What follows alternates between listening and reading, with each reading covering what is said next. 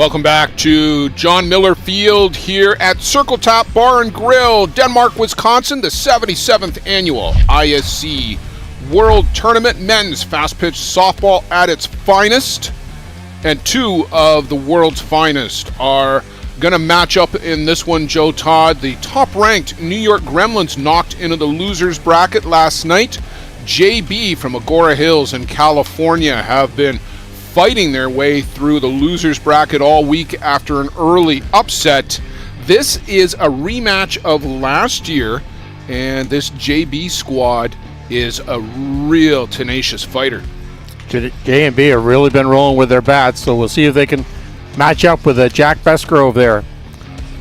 Jack Besgrove, the presumed world number one for the top-ranked New York Gremlins. They have to hit the rebound button, Joe. We had Var Matiosian on a little bit earlier today. He talked about how they're treating it as just another normal day. I don't think you can do that. This is a very important game. Obviously, it's an elimination game. Batting order for JB, leading things off for the squad from California. It is Federico Eder at the top of the shop, Ismael Pena, Lenny Villavazo, Nico Carrillo, Juan Villavazo, Gonzalo Ojeda, then Cesar Rodriguez, Bo Bishop, Lucio Redomar drops from the top of the shop down to the 9 spot for JB. And defensively for the New York Gremlins, Matthew Waugh, Ben Anoka, and Brian Avery left to right across your outfield. Jerome Remicky, Cole Evans, Blake Hunter, and Eric Ochoa around the horn for the Gremlins. It is Jack Besgrove and it is Nick Mullins behind the dish for the team in green from Clifton Park, New York. Upstate New York, Zenon Winters, the designated player for the Gremlins this afternoon. JB out of Agora Hills in California, part of the greater Los Angeles area. Jack Besgrove line so far, 13 and third innings, 2 starts, record of 2 wins, 1 loss, 31 strikeouts, and 8 walks.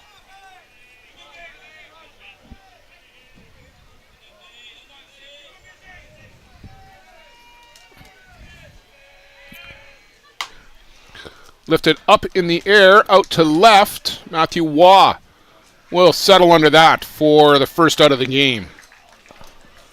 Joe, some changes in the lineup for JB. They moved things around a fair bit. They really juggled a lot of it. Lucio Redomar was the leadoff batter in the last game, and he's now batting ninth. Ismael Pena to the plate, the shortstop.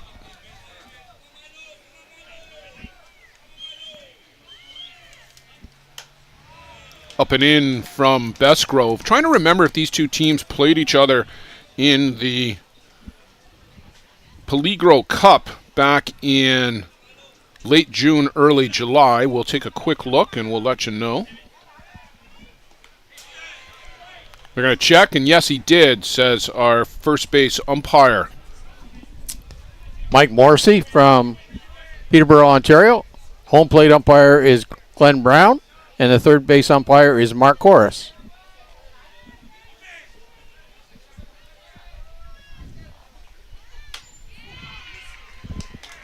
Called a strike. No, this is the first matchup with JB. Joe, who did not cross paths during the season. Upstairs from young Jack Besgrove, and I think one of the storylines in this game, Joe, is how he recovers from that loss last night. That's the first setback that he's had since dropping a game to Canada early in the World Cup. There's a changeup from Besgrove. Great changeup. We saw how he rebounded at the World Cup. Came back and mowed Canada in the gold medal game.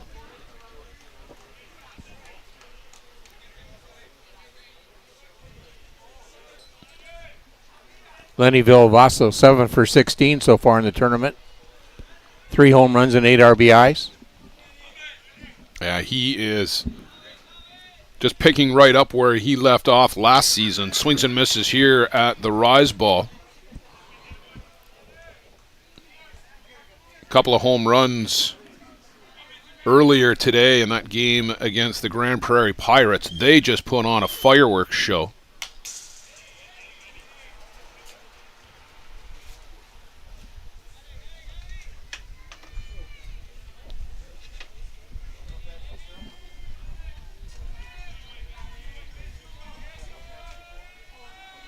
Oh, 0-2 to Villavazo.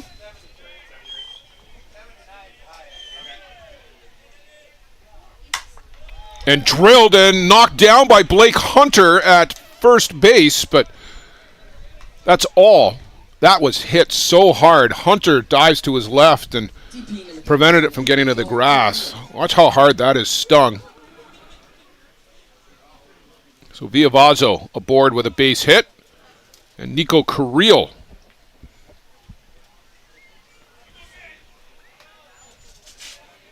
Nico launched one in that JB game as well with Grand Prairie Pirates.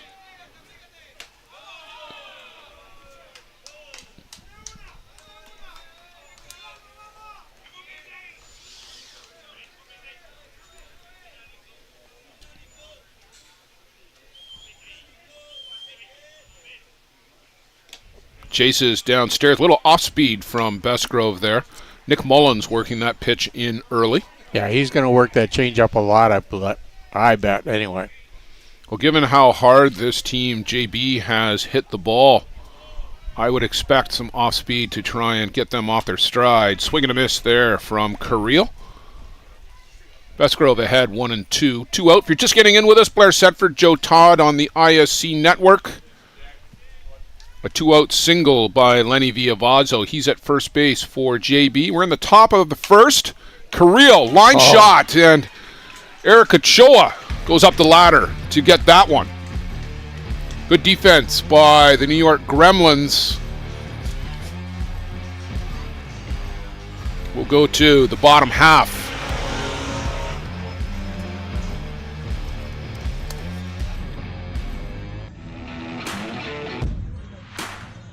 Whether you want to improve your grip in wet conditions or just to find the control you've been looking for, the Gorilla Gold Grip Enhancer has become the most recommended name in softball and in every sport where grip plays an important role. Gorilla Gold is the only grip enhancement approved by the ISC, ASA, and NCAA. My name is Michael Holobradek. I'm from Czech Republic, playing for Hill United Chiefs, and I'm using Gorilla Gold. My name is Pablo Miguelvaca from Argentina, and for every game I use Gorilla Gold. Hola, mi nombre es Samuel Villalbazo, pitcher de la Selección de México, y en todos mis juegos uso Gorilla Grip. Hi, I'm Adam Folkard, I play for the Hill United Chiefs from Australia, and I've been using Gorilla Gold my whole life. My name's Jack Vesco from Australia.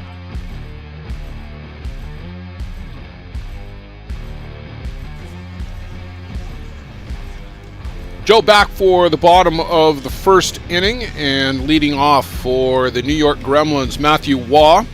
Jerome Remeke bats 2, Benanoka 3, Eric Ochoa hits in the 4 spot. Zenon Winters, our designated player, bats 5th. Cole Evans 6, Brian Avery, Blake Hunter, and Nick Mullins brings up the 9 spot for the New York Gremlins. Defensively for JB, Betty Eaters out in left, Lucio Retamar in center, Cesar Rodriguez in right field, and then around the horn, Gonzalo Ojeda draws it in the lineup at third base, Ismael Pena at short, Lenny Villavazo at second, Juan Villavazo over at first base, Ramon Godoy, and the battery mate, Bo Bishop, Nico Carrillo, you saw the designated player for JB.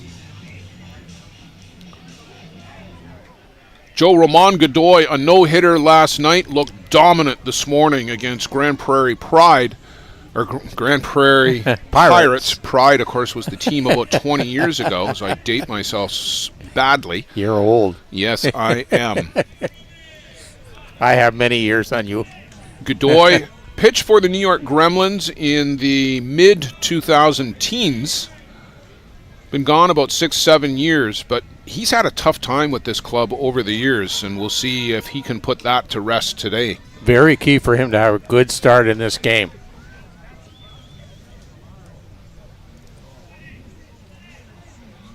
Joe Matiwa having a pretty good tournament. Yes, I'm just looking that up right now.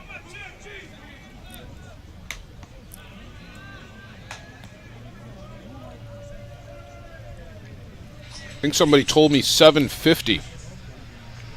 Yes, he's 8 for 12. That's not a bad tournament. Yes. 2 home runs with that, 4 RBIs.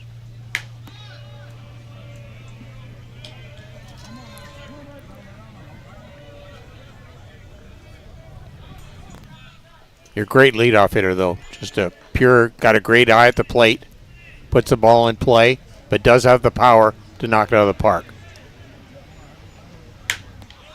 Swings through that drop ball from Ramon Godoy. And Joe, you know he is extra motivated against this Gremlins team. As I said, he's not been able to beat them here at the ISC since he left. This would mean something ultra special to Ramon Godoy. I'm sure he's geared up and ready for this challenge. When the Gremlins went down to JB last year, it was Max Montero that was on the board. This one is laced. It's going to go off the fence.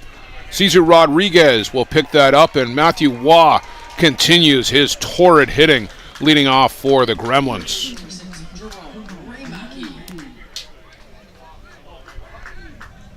Just drilled right over the head of Rodriguez, hits the post and ricochets a little bit.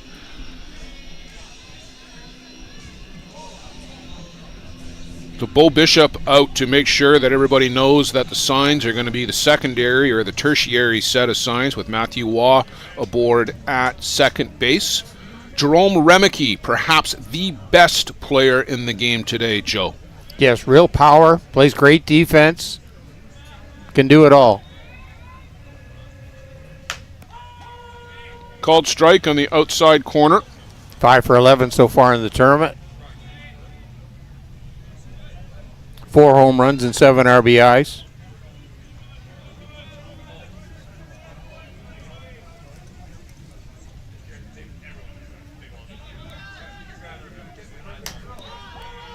And a changeup on the outside corner, a good one. We know Ramon Godoy has got a world-class changeup, and he paints the corner with that one. This is the 5th game of the week for the Gremlins. This is the 7th game of the week for the JP. Well, they want to make sure that they're on the same page for the signs. Home plate umpire Glenn Brown was going with them to make sure that that's all the conversation was about. Reese Casely is asking to clarify whether that counts as a defensive conference.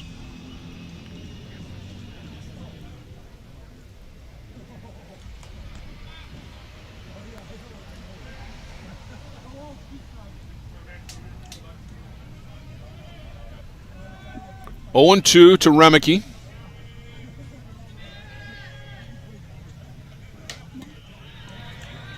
That one misses downstairs.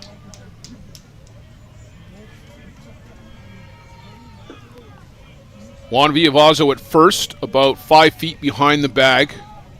Lenny Villavazo, who always plays a deep second, is well back. And poked out to short. Ismael Pena will toss across for the first out of the inning. That might be the softest hit I've seen from Jerome Remeke all summer, Joe. Yeah, well, it went right off the end of the bat. Did not get full barrel there. Beninoka to the plate.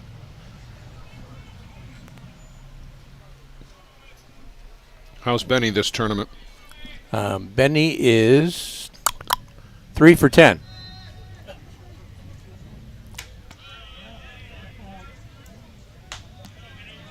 One double.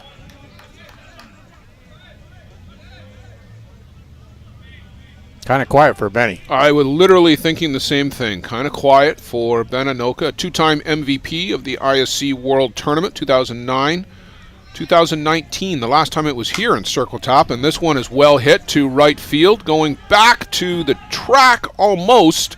Cesar Rodriguez makes the grab for the second out.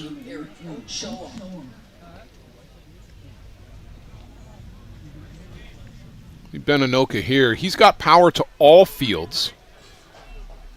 Takes that outside pitch to right, and Rodriguez just in front of the track. Now Eric Ochoa, fist bump for Bo Bishop and our home plate umpire, traditional.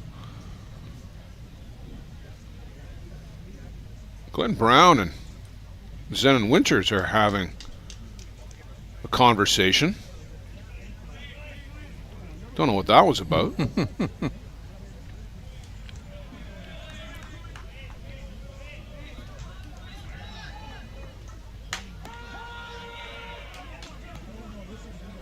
Godoy in with a strike.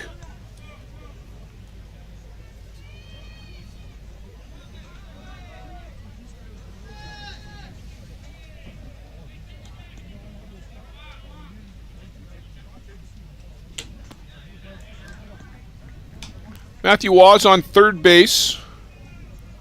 A double and advanced on the fly ball.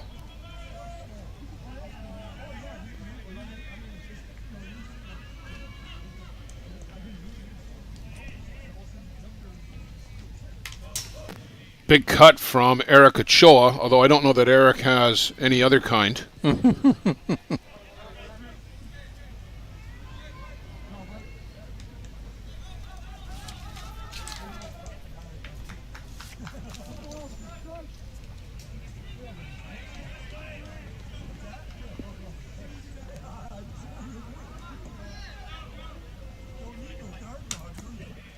Looks at that one down low from Roman Godoy.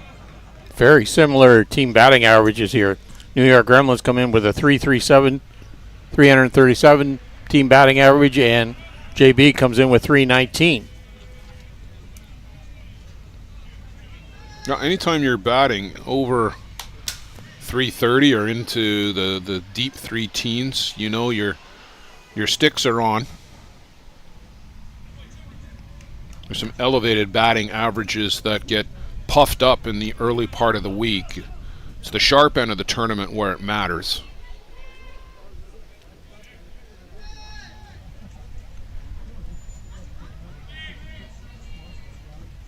Swing and a miss. Down goes Eric Ochoa. Down go the New York Gremlins in the bottom of the first inning. We're scoreless through one complete. Headed back to the top of the second. Stay with us on the ISC Network.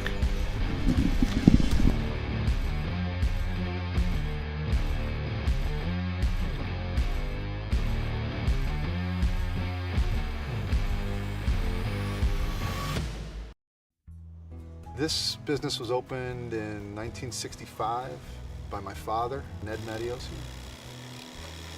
Could have walked in here 25, 30 years ago and seen just about the same thing. The process of making this suit takes about 6 weeks. It goes through about 12 or 13 hands as it's moved along the line. It's an old-time place. Making stuff from scratch here in the city at a reasonable cost. It's a very personal type of business.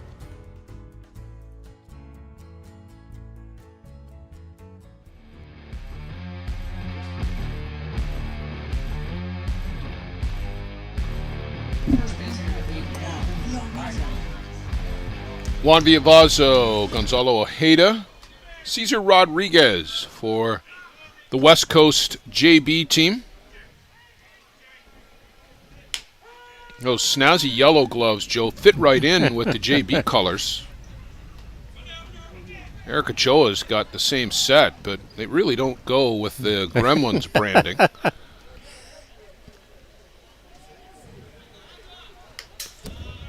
I did like the Gotham City stuff that they came out with this year. I thought that was sharp. Yeah, and nice. the city outline on the Gremlins uni that they're wearing tonight looks pretty good too.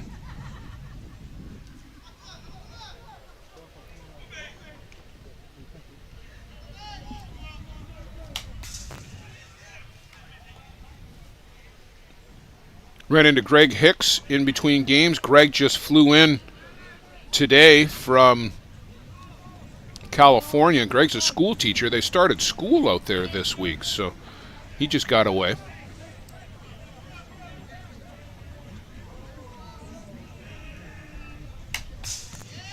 I'm sure it's pretty tough to go in and ask your principal if we can take a week off, especially the first week. Well, especially the first week, yeah. Juan Villavazo at the plate.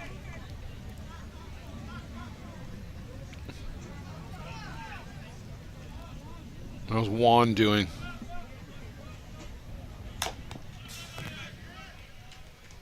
Juan is 4 for 18 so far.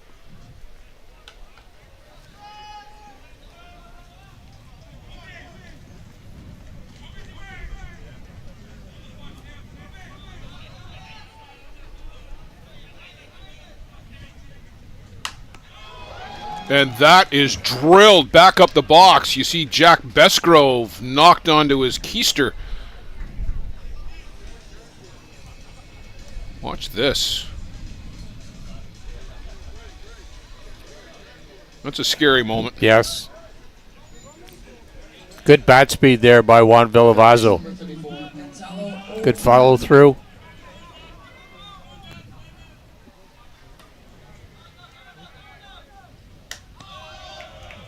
Upstairs to Ojeda. Fresh into the lineup. Joe, has he been getting a lot of ABs for JB? We just haven't seen them. No, not at all. Only 4 plate appearances, 3 at-bats. Still looking for his first hit.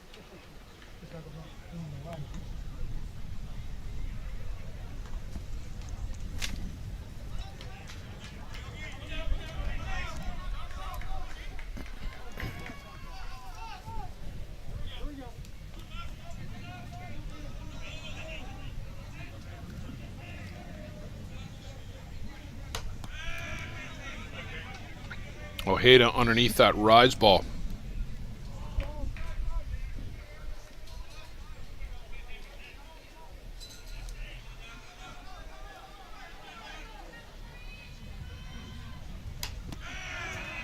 And swings through that curve to the outside corner.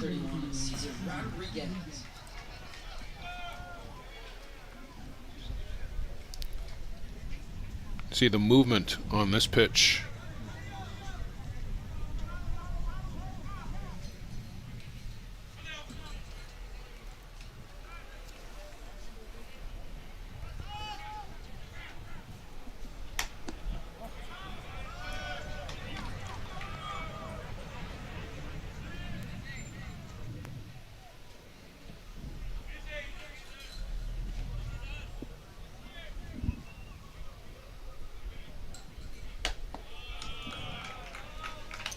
Just looking at that home run column for JB team, they've had 15 home runs this week. Seemed like they had about 15 in the game against Grand Prairie this afternoon.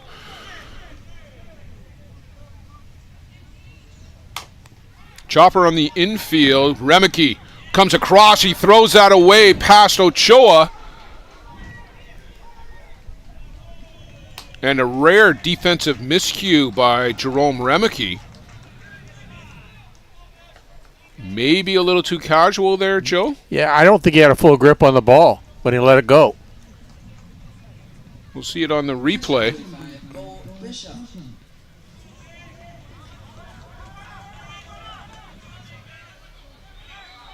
Yeah, it looked like he was struggling to get it out of the glove and then hurried the throw, and it was offline. Great replay.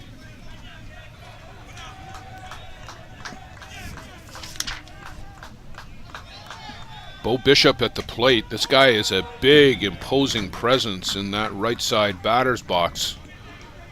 Hit a towering shot in their afternoon game against Grand Prairie.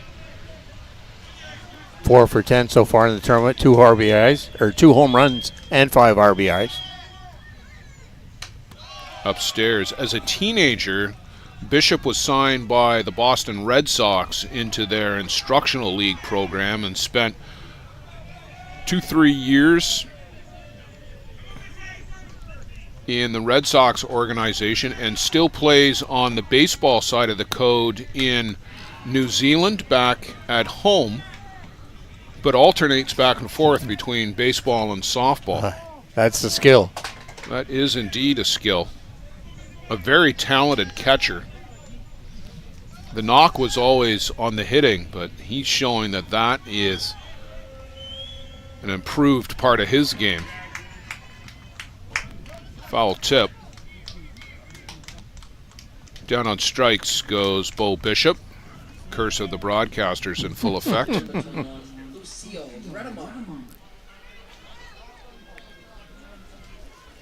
3 strikeouts for Bestgrove.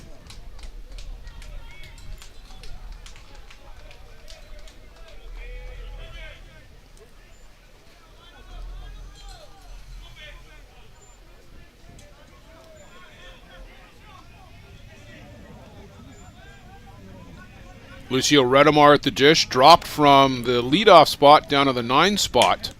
Swings up at that rise ball. This kid can fly, Joe. If he makes contact, you're going to have to hurry to get him at first. Yeah, any slight bobble or a couple of bounces on that infield, you'll see him parked at first base. He calls time and steps out. Needs to get reset.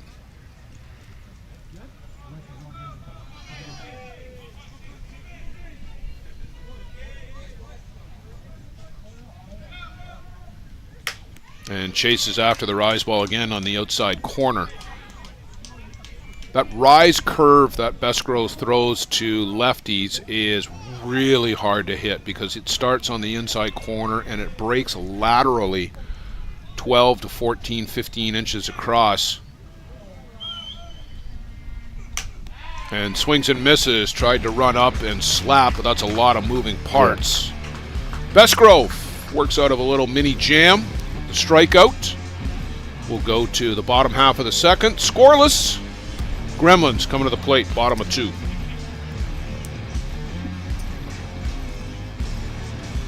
So let's look at all these scenarios.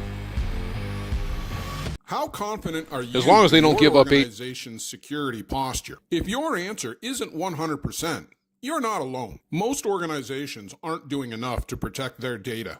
And they know it. With Armitage technology, you can stop worrying about IT security issues so you can focus on moving your business forward. Our experienced staff monitor and maintain your IT infrastructure to keep your business running. Visit us at armitagetech.com and make your technology work for your business.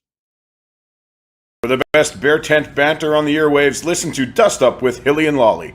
Here's some of the biggest stars chatting with 2 of Newfoundland's own, Jason Hill and Steve Mullally. It's unfiltered and uncensored. Dust Up with Hilly and Lolly, wherever you get your podcasts. Yes, bye.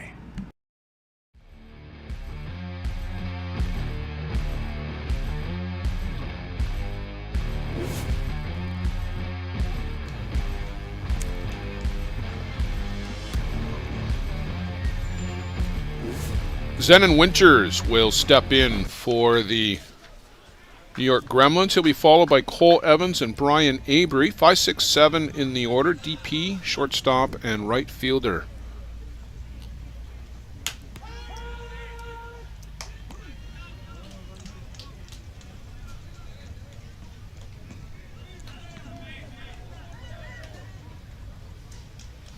Zenon Winters 1 for 8 so far in the tournament. I was just about to say that Zenon's scuffling a little bit by his standards, and there's a hard hit ball and make it 2 for 9 for Zenon. Right through the 3.5 hole.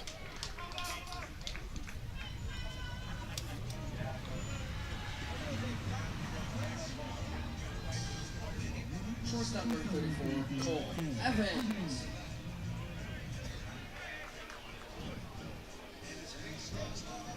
Cole Evans at the plate. Cole really got his World Tournament kick-started the other night, Joe, in that game against Toronto. Went downstairs and hit a moonshot home run, a big high fly ball that cleared the fence.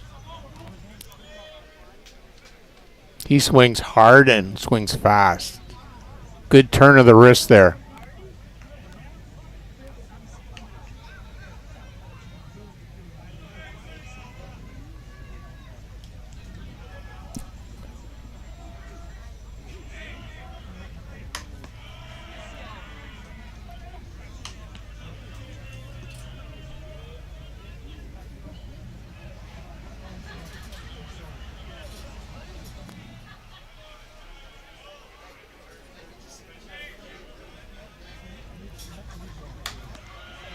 Out and away, and Godoy taps the chest. Knows that that wasn't where everybody wanted that. Godoy, the lion's share of the pitching for JB, 30 of the 35 innings. Started all 5 of the games. Just inside. A 1.16 ERA, Joe. 54 strikeouts in those 30 innings. So almost 2 per inning. Gremlins don't play very much small ball, do they? Not in the least. Certainly not this early in the game.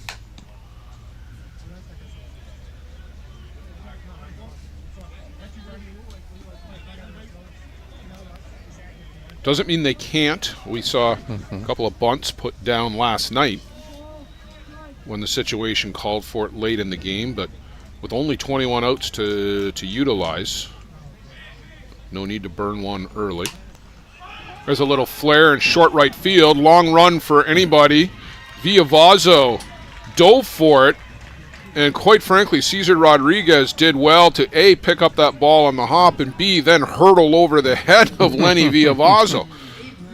Watch the athleticism here. You just about got that.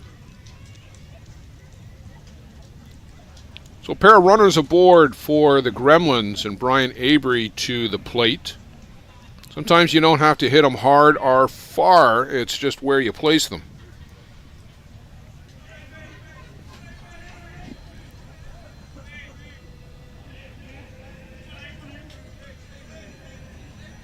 Godoy has to be careful with Avery.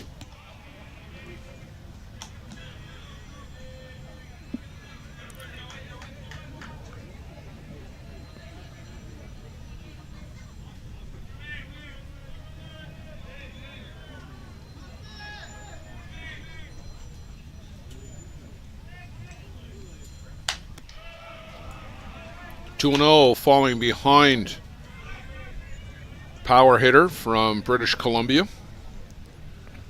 And we'll be in his neck of the woods next year, Joe, the 2024 ISC World Tournament, going out to Softball City in Surrey, British Columbia. Looking forward to that trip. It's a called strike. 2-1.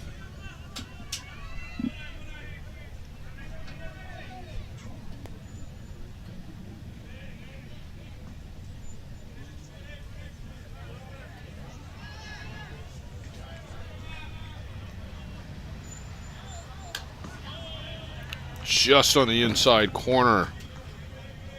Godoy again with a tap on the chest.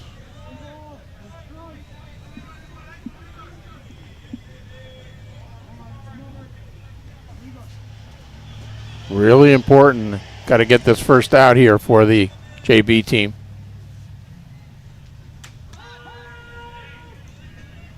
Good pitch location by Godoy. Low and outside.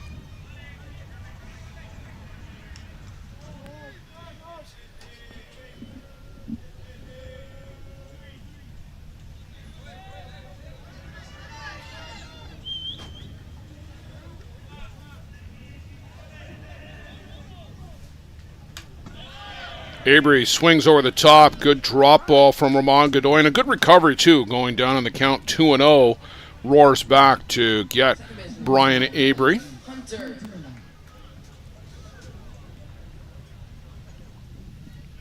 These two will know each other very well. Blake Hunter spent a number of years with JB before last year with Grand Prairie and transferring over here to the Gremlins this season. Snap throw down, and it gets past the shortstop, Pena. Zenon Winters is glad that he got back. Watch the arm here from Bishop. It gets through the shortstop, Pena. I don't know that they were going to get Winters, but it was going to be close. Yeah. Man, but it might have caught him napping. This kid can throw. But now, big RBI opportunity for Blake Hunter, who's been mashing the ball all year long. 4 for 8 so far in the tournament. I think only one of them, though, Joe, a single. The rest of them have been doubles or a home run.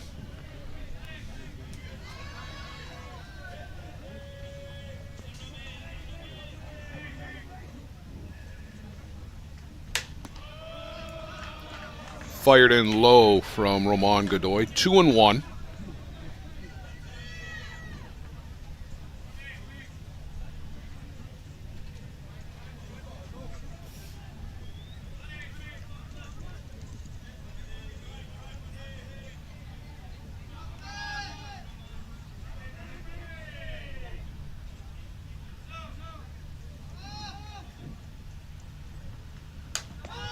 And there's a strike. Let's even the count at 2-2.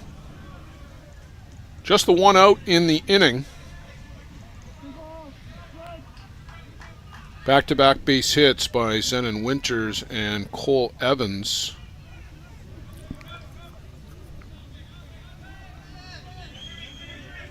This is a key part of it.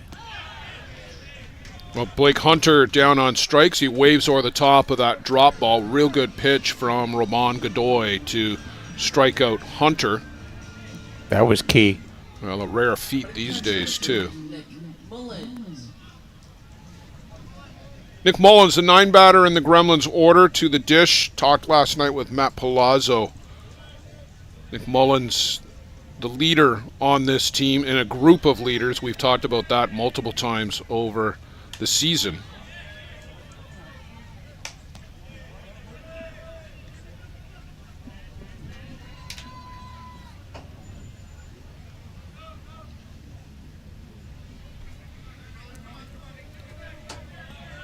Mullins typically up the middle.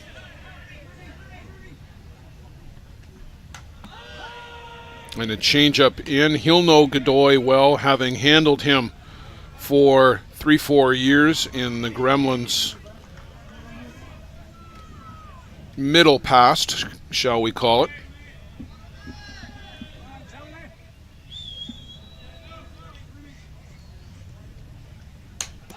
And that's in for a strike. 1-2, 2 down on the inning. Godoy with 38 pitches to this point in the game.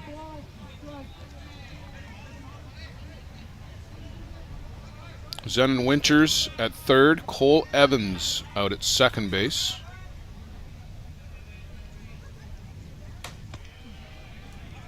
Out and away.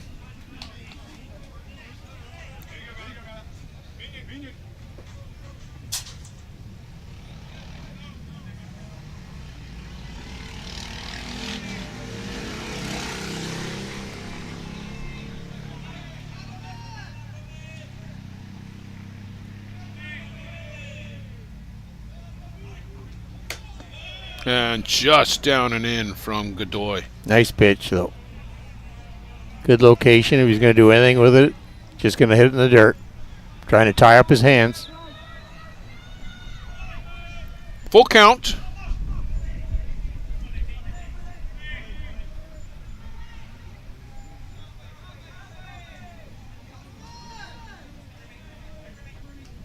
And swing and a miss, or the top of that good outside drop. Roman Godoy works out of that jam. Will stay scoreless through 2 complete.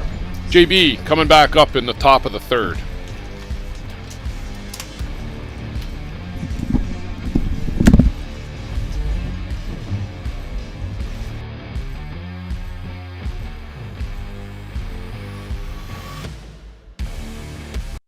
Small town USA, the birthplace of the great sport of men's fast-pitch softball. Nowhere more so than Denmark, Wisconsin.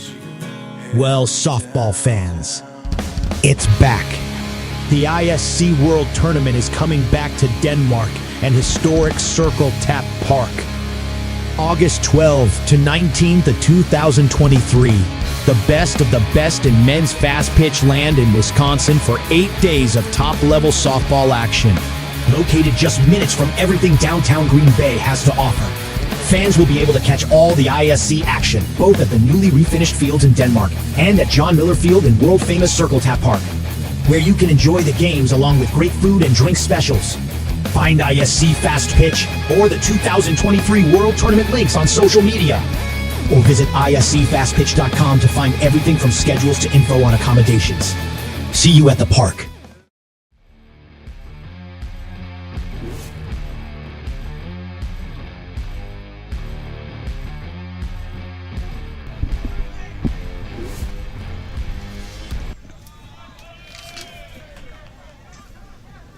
Betty Eater at the dish for JB's. We go back to the top of the shop, and Joe, we've got a special guest joining us, Lang Harrow, the coach of the WBSC World Cup champion Aussie Steelers. And Lang, welcome to the ISC Network. I think you've probably got a rooting interest out there in this one. Yeah, certainly enjoying watching our Aussie players play this week, and good to see Jack back out there today.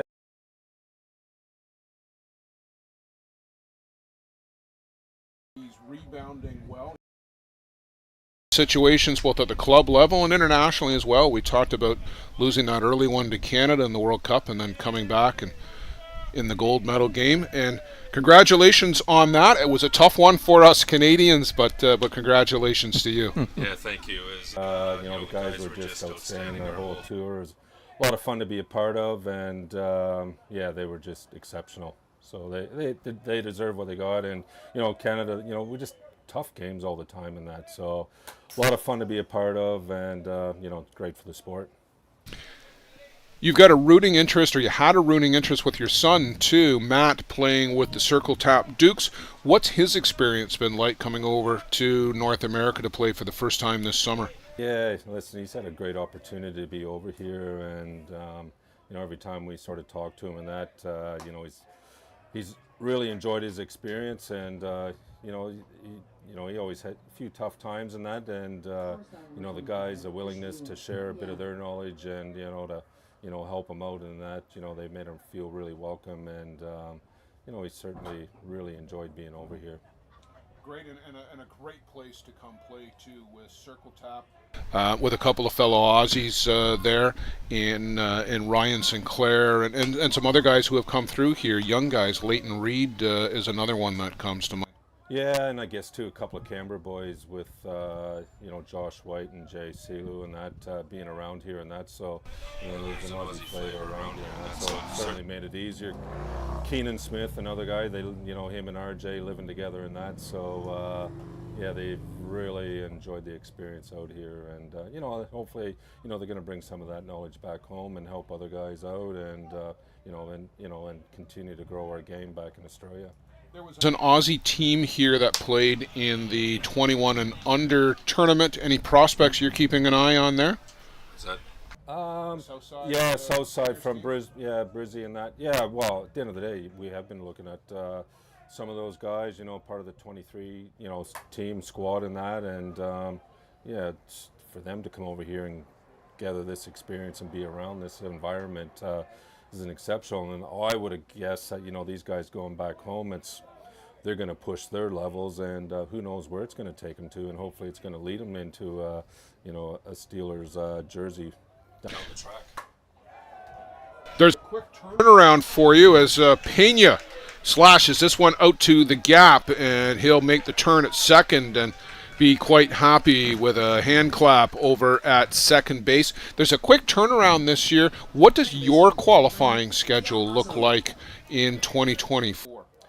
That's a very good question, Blair. Okay. You may or may not know the answer to that one just yet. I don't have a lot of knowledge on that, and I still, my understanding is we're still waiting. I think there's got to be a couple other cities or opportunities, for the Pool A, Pool B, Pool C to, and to me there has been no information on that, so certainly not brought up to date on that, but it's I guess for our environment it is quite challenging, going back-to-back years, and because the guys got to support themselves, they got to spend a few dollars to to wear the jersey, and it'd be good to know really what's going on, I guess, really for the guys to start planning for next year. So list this one, and Remeke will haul that in over on the left side, just past the entrance to the Gremlins dugout. That is hit up a long way, and Good job by Remeke to find the fence. That's exactly how you play that, Joe. Find the fence, make sure you can track the ball, and good defense there by Jerome Remeke. Nico Carrillo will come up to the plate. We're chatting with Lang Harrow, the coach of the Aussie Steelers. You've also been coaching the women's team. How are you finding the time to do both? Well, I guess it just worked out last year in that space where, I had some time and the opportunity to go away with Steelers. And, we just finished, we were over in Czech Republic. We set up camp there. In Prague, and we stayed at the same accommodation where the Argentina men's team stayed in 19 and that, so it really worked out well there for our lead up into Ireland, and that was an interesting setup there. Great scenery and that, but the conditions were quite challenging later in the tournament and that, but. Our team, we really, the culture and that was really good, and, came away with what we need to do for next year. Yeah, that was great. You guys qualified on to the next round. We're chatting with Lang Harrow, head coach of both of the teams still, correct?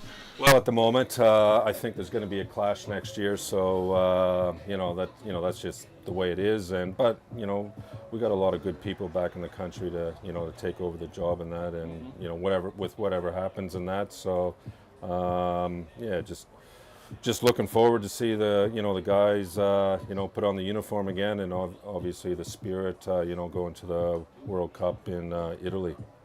In addition to young players like Jack Besgrove, you've got some real young up-and-comers too. Riley James is a guy that comes to mind that played both the U23 as well as the men's team. Who else is at home in Australia that was on either the Steelers or the U23 that maybe should be coming over to North America? Yeah, I guess from that U23, Ryan King, he was a part of the 18 team, Jeremy Waters. We had a few guys there that were part of that 18 group that had success in Prince Albert, and to really see those guys, perform at that next level, and I'd like to think, in the not too distant future that, they're going to be a part of the program moving forward and that, and, it's exciting to see, the growth in them, and I guess too, we got other players just keep pushing the envelope, and that's what we really need. We need that competition to, fight for those spots and, push our senior guys out of the way and say, I want to be a part of this. Scott Patterson, this is his first North American tour, and he's been very impressive all year long. Couple big 3 home runs so far for the Hill United Chiefs. You have to like the way that he's playing. Yeah, Scott. He's, he had a great tournament for us in Auckland, and to watch him through his campaign over here for the first time, it's been exciting to watch, and he's having a fantastic week this week, and I guess. They probably want to throw to him a bit more because, the top of the lineup with Blair and Bolin there, it's, he's going to probably see a few more pitches, and I think he's, taking advantage of that. Yeah, making the most of that opportunity for sure. You've got some veterans, of course, like Nick Shales, and even some guys that have graduated out of the program, some veterans like Zenon Winters, and a rooting interest there, I'm sure, too. Oh. Yeah, absolutely. I mean, Zenon did a lot for the game, in Australia, and for him, to continue here, on the ISC, programs and that, all the tournaments throughout, he's one of the best hitters still going around, and makes it tough on the pitchers, and, Shalesy, I just, love watching him play, the plays he can make defensively in that, and, what he can contribute in the batter's box, and, just a good team player. Still right at the top of the game. One of your own is going to be going into the ISC Hall of Fame next year, as they can't get the ball to the glove and nobody home at first base. Matthew Waugh aboard with an infield single. Little miscommunication, Joe, or is Villavazo shaded too far up the middle to get there? Yeah, out of position there. He's way over towards second base and has to be aware that Matthew Waugh might drop that bunt down. Juan Villavazo charged, and Lenny should have been over to cover. Jeff Goolagong elected to the ISC Hall of Fame. Can you say a few words about Jeff? Yeah, just a outstanding person. Obviously, from my point of view, being a Canberra boy, and that's where I live in that, and I guess seeing him at a young age, and representing Australia, but not only that, coming over here and playing for some big time club teams, and the success he had over here, and just always love watching Jeff play. And by Juan Villalbazo at first base. Diving play, and saves likely a run there, Joe, as that probably rattles around down in the corner. And Matthew Waugh, the way he runs, might give that a charge around to the plate.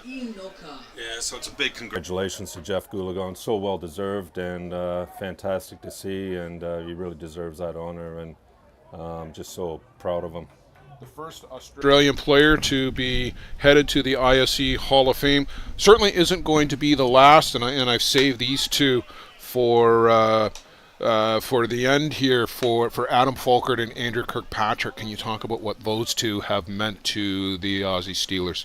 Yeah, well, I guess at the end of the day, my first times with them were with the junior Steelers, and they both had success with gold medals there, and then obviously they just fit it straight into the Steelers team, and they helped change the culture around in that environment, and leading to success early on in New Zealand with the bronze medal, the first medal for the Steelers, and then ultimately in '09 where they contributed so much, and then Adam throwing what a no-hitter against the Black Sox in the gold medal game was just absolutely amazing to watch back home in Australia. Lucio Redemar corrals that high fly ball and keeps Matthew Waugh at second base off the bat of Ben Anoka. The wind must be swirling more than we think it is, Joe, out there, because he kind of circled the wagons on that a little bit. I see the flag just moving a bit, but we can feel the breeze in here, you can see the treetops there still moving fairly well. Lang, are you going to make any detour up to Ontario while you're up here in North America? No, unfortunately this time not going to make it up home way, but we've had a bit of family just drop through last night, and we're going to make our way down to Quad Cities, and I got family down there, so cousins are coming in from Ontario, so spend a few days down there, finish up in Nashville, and Allison myself will head back home to Australia and back to work. Back to work.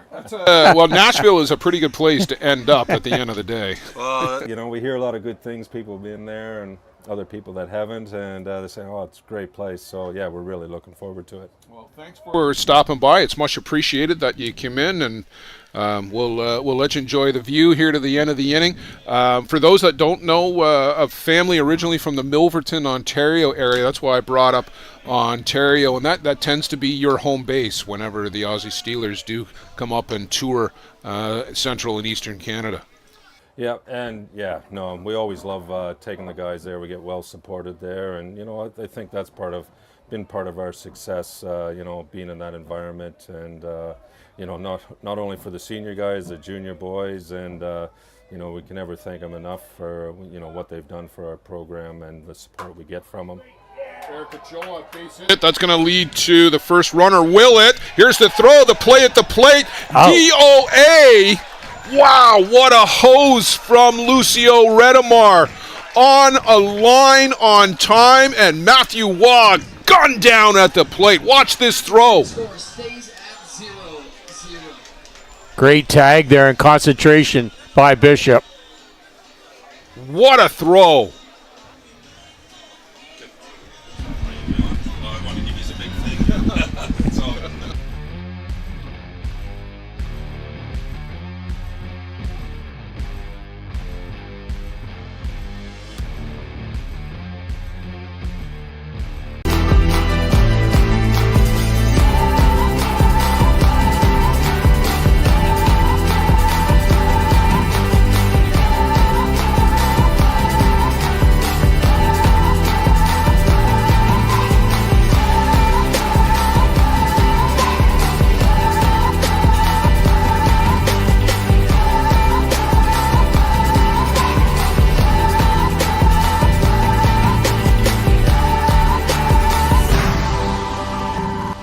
dream catcher, inch by inch, we'll fight to make the lives of First Nations people in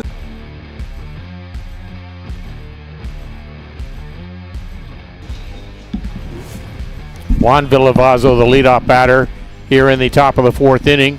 First baseman, he got on by way of a single back in the 2nd inning and was stranded at third base.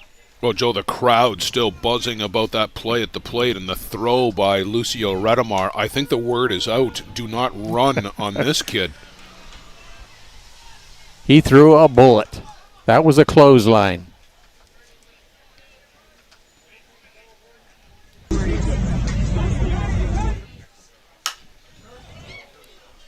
It's off the roof and will make its way out to the parking lot on the other side of the building. Joe, great chat with Lang Harrow, the head coach of the Aussie Steelers, the world champion Aussie Steelers. In fact, they've got 2 of the 3 World Cups right now. Yes. The U18 coming up a little later this year. They've got a chance to get all 3 of them.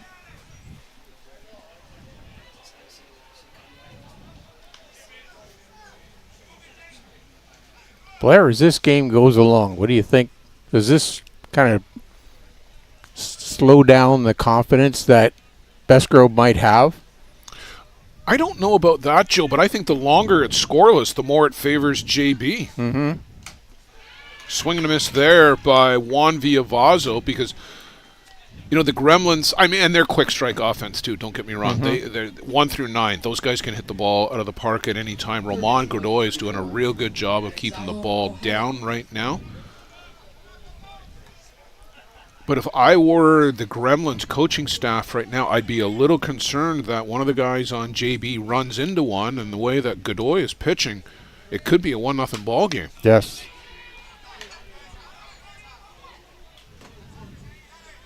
Bestgrove with 58 pitches to this point. Top of the 4th inning. Maybe a little higher than you'd like, do you think? Yeah, that's about 5 pitches too many per inning. That will catch up to you near the end.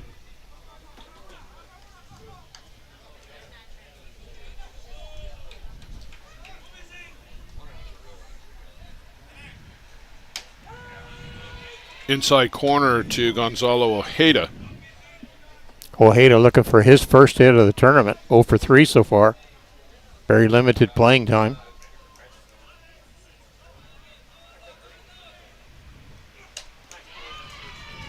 Upstairs, chases away, and down on strikes goes Ojeda. That'll take us to Cesar Rodriguez.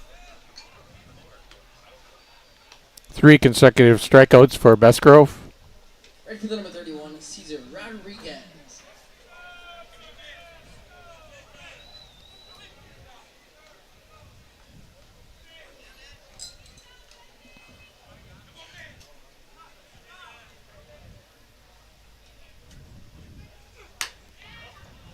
Just off the outside corner for ball 1. Rodriguez got on by way of an error by Jerome Remeke. Little problem with a throw. Stranded at second base, though.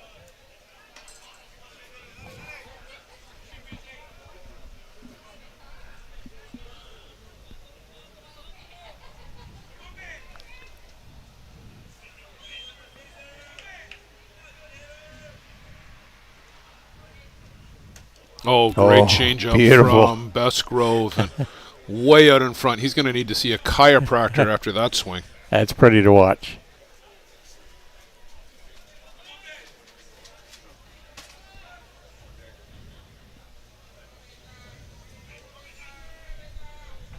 Chases upstairs.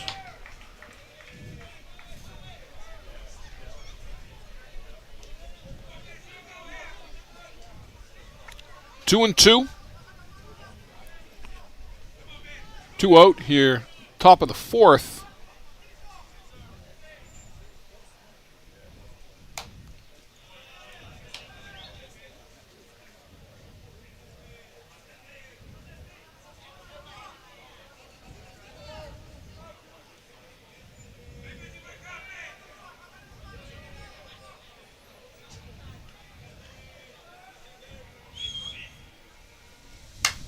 Well hit.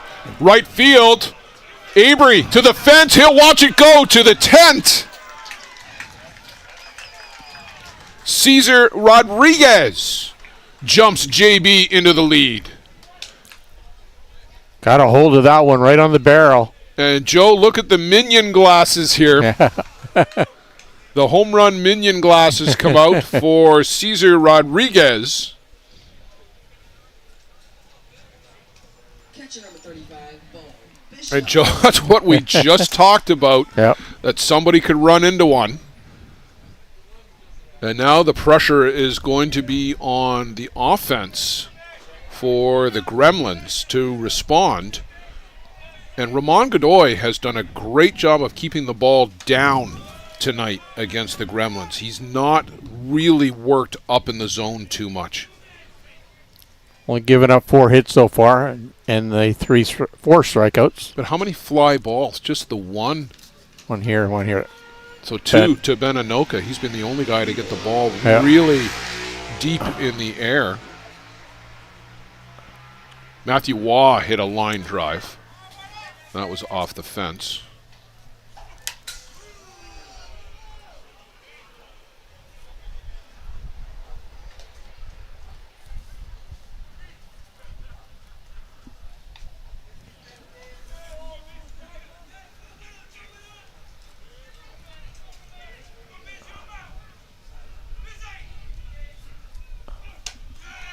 Bishop chases upstairs again for the 3rd out of the inning, but Cesar Rodriguez plants one atop of that big green and white tent over the fence in right field.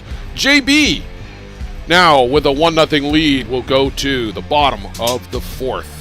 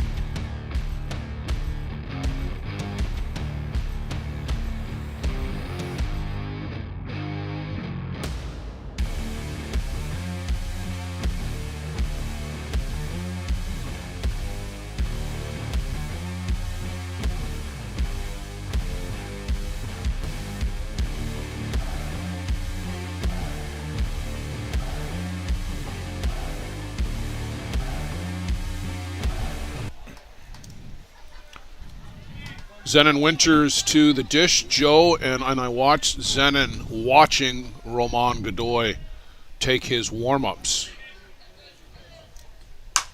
And that was why he was watching Ramon Godoy take the warm-up so closely. Ramon Godoy threw a couple of drop balls with his last 2 warm-up pitches. Zenon Winters pounces on that drop ball from Ramon Godoy, and he's aboard with his second base hit of the day. Well, a true professional hitter there. You don't just go up there and wave your bat around. You have to look at the pitcher, see what he's throwing, where he's throwing, what movement's on the ball. Tawny Mumu on to pinch run for Zenon Winters. You know, Joe, we're getting into the middle innings here. 4, 5, 6. They've had 1 base runner thrown out at the plate. Inside to Cole Evans. And the Gremlins have got to start moving the guys that do get on base. You're not going to run on Bishop. We'll see if he's willing to throw down to first. And Cole Evans knocks a base hit out to left. Mumu stops at second base. And this is how rallies start, Joe. Right fielder number 33, Brian Second time through, Brian Avery now. And we saw this scenario back in the second inning. Both of these guys, Winters and Evans, were aboard with base hits, and Ramon Godoy reared back and struck out 7, 8, 9 batters. We're going to get some action down in the right field bullpen as Max Montero heads out again to throw some pitches. Avery fouls this one right back to the screen, the first pitch. Real challenge here for Godoy. Well, again, you've got to go and stick with your game plan, with what's been working. You don't need to change it.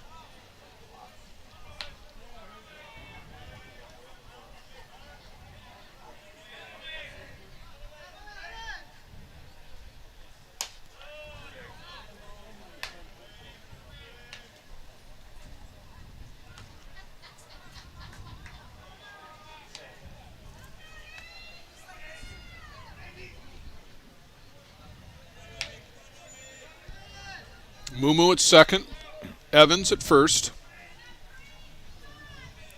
Avery looking to change the score, swings and fouls that one straight back.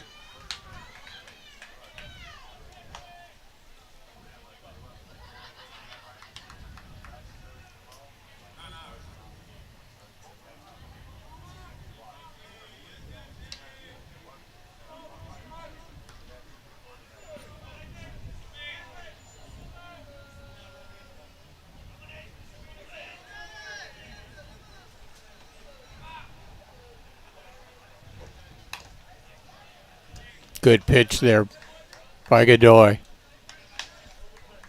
Yeah, Brian Avery is not getting anything above the knees.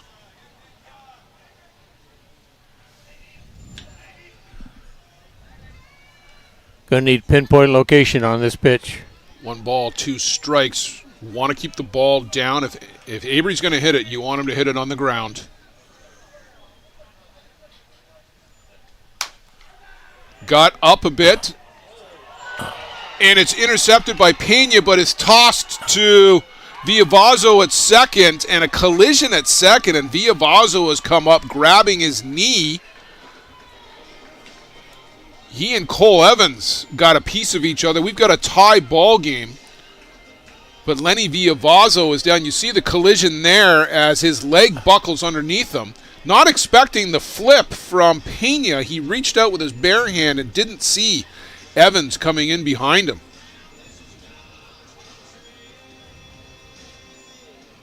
And there takes out Lenny Villavazo. And he is in some considerable pain.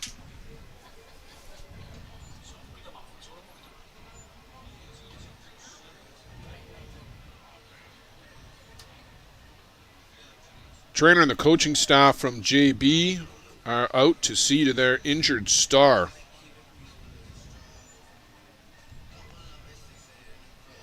Joe, that's not a pretty situation right now. Not at all.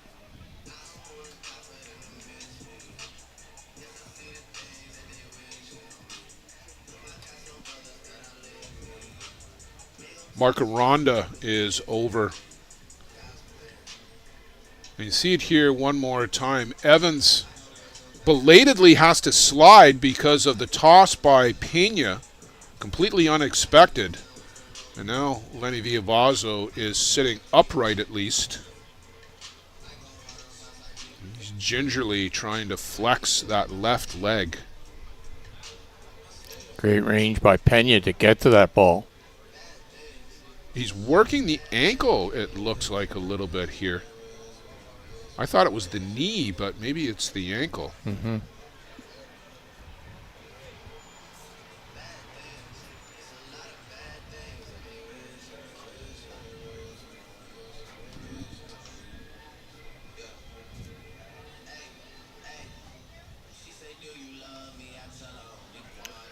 Luciano, why don't we take a break and we'll let Lenny Villavazo try and get upright, and then we'll be back.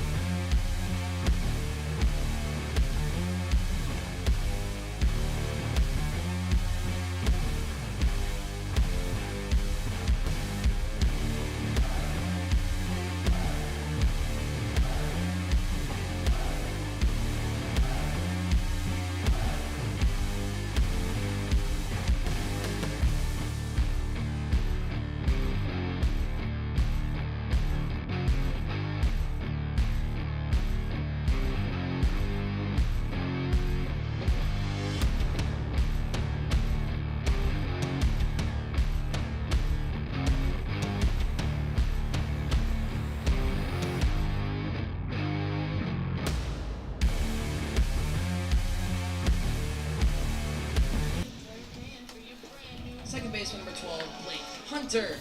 Well, Joe, Lenny Villavazo is upright and has been flexing that left ankle. He's going to be limited in mobility, and he's going to need some right here as the infield is in, and Blake Hunter at the plate. And I'm just watching. I'm keeping an eye on Lenny Villavazo. We'll maybe get some shots of Lenny in between pitches. He is really ginger on that left leg right now.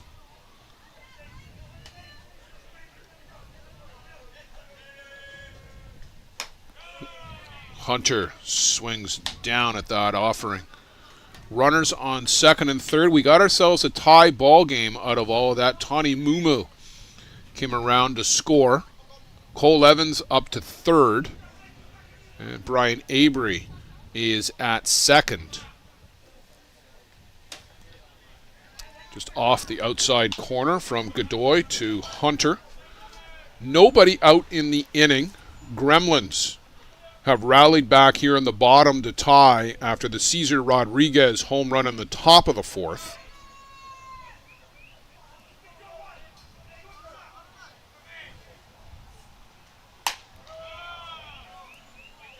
And that just misses inside to Hunter. 2 balls, 2 strikes. Max Montero continues to work down the JB bullpen.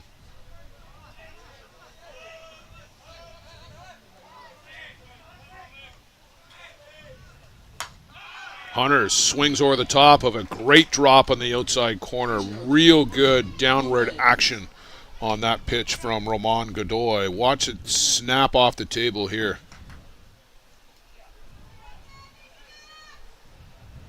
Velocity and movement. 4 strikeout for Godoy. Nick Mullins to the plate. You almost need a strikeout here, too, if you're Roman Godoy. This one is flied out of play.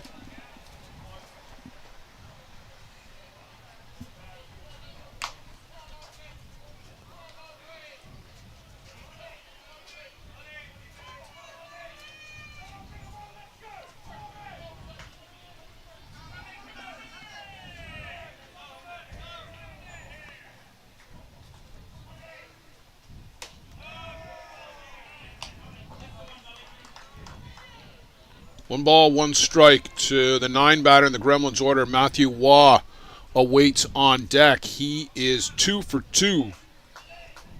2 hard hit balls. The Gremlins would dearly love, as hot as he is, to get him to the plate with the bases loaded.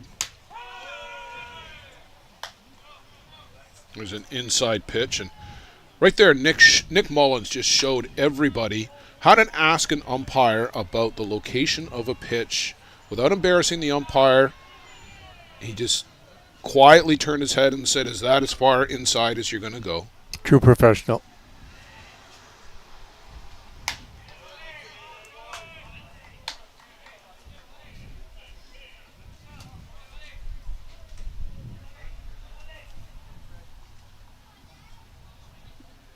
Two balls, 2 strikes.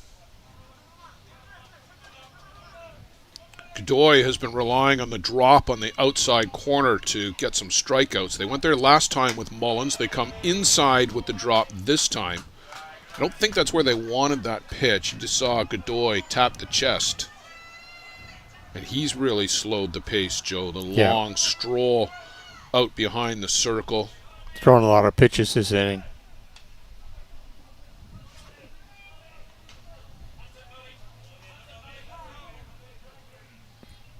Time here at the plate. Bishop, I think, has got... Bishop granted it. Yeah, Bishop is... requested it. Is making some adjustments. I don't know if he got a little fleck of dust in the eye. It's blowing around here a little bit. And there's the drop, and Mullins swings over the top. That's been the strikeout pitch for Roman Godoy. We've seen a lot of guys, Joe, will go to the rise ball for the strike, but this drop is working well for Godoy. Right on the outside corner. That's been the pitch.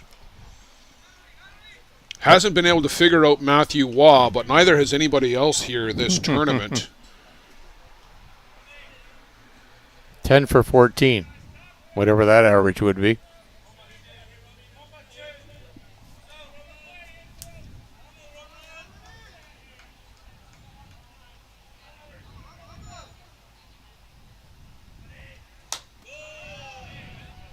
Good drop on the outside corner.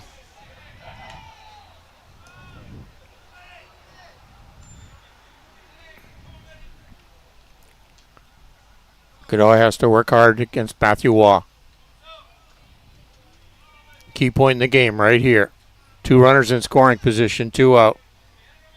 Bottom of the 4th inning. Just misses inside. You're not going to get Matthew to chase down there. Very disciplined at the plate. Very methodical in his approach.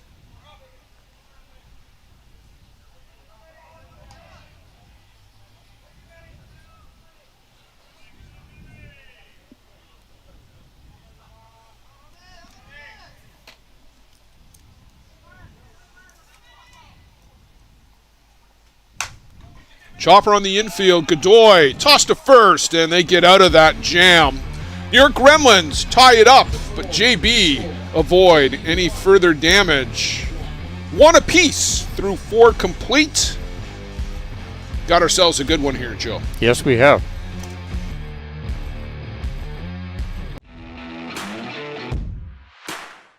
Whether you want to improve your grip in wet conditions or just to find the control you've been looking for, the Gorilla Gold Grip Enhancer has become the most recommended name in softball and in every sport where grip plays an important role.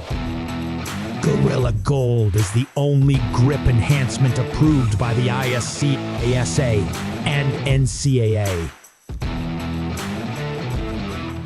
Hello, my name is Michael Holobradek. I'm from Czech Republic, playing for Hill United Chiefs, and I'm using Gorilla Gold.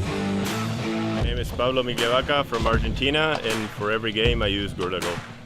Hola, mi nombre es Samuel Vielvaso, pitcher de la selección de México, y en todos mis juegos uso Gorilla Grip. Hi, I'm Adam Folkard, play for the Hill United Chiefs from Australia, and I've been using Gorilla Gold my whole life. My name's Jack Vesco from Australia, and I can't pitch without Gorilla Gold. Gorilla Gold, the feel for the game.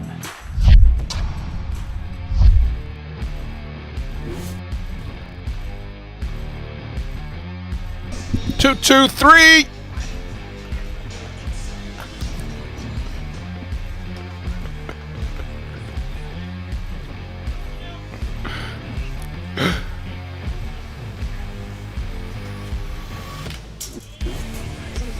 Lucio Redemar leading things off, the 9 batter for JB. He's been in the leadoff spot earlier today, Joe, so not a bad spot to be with Lucio at the plate. Got great wheels, so. Yeah, runs really well, and we saw what kind of arm he's got.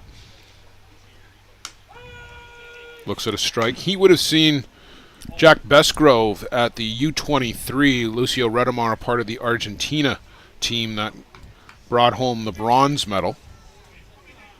Defeated Mexico in a bit of a controversial game.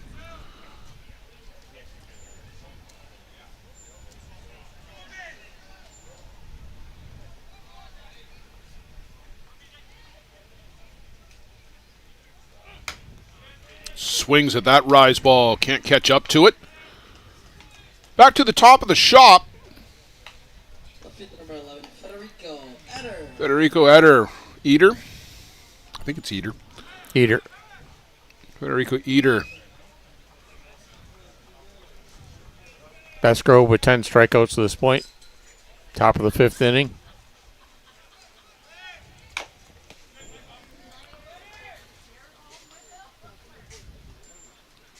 Fetty popped out to Cole Evans and then struck out in the 3rd.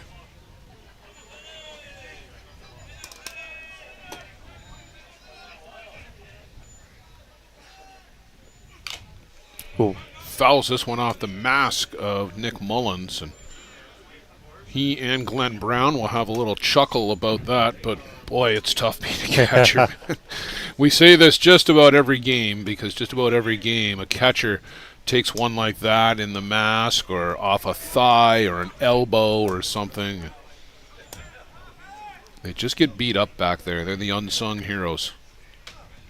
Up and in to Eater, who, as he always does, put on a bit of a show.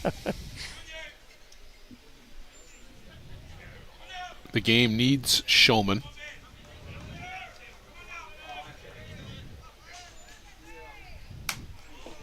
Sat on that, kept the hands back on the changeup, but fouled it off.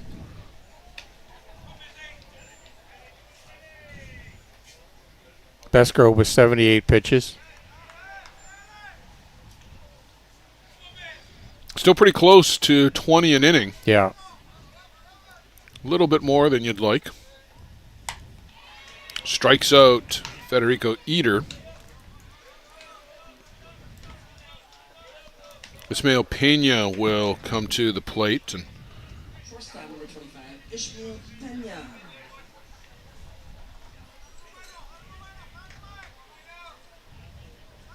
Joe Tani Mumu turned sideways there for a second. I couldn't see him.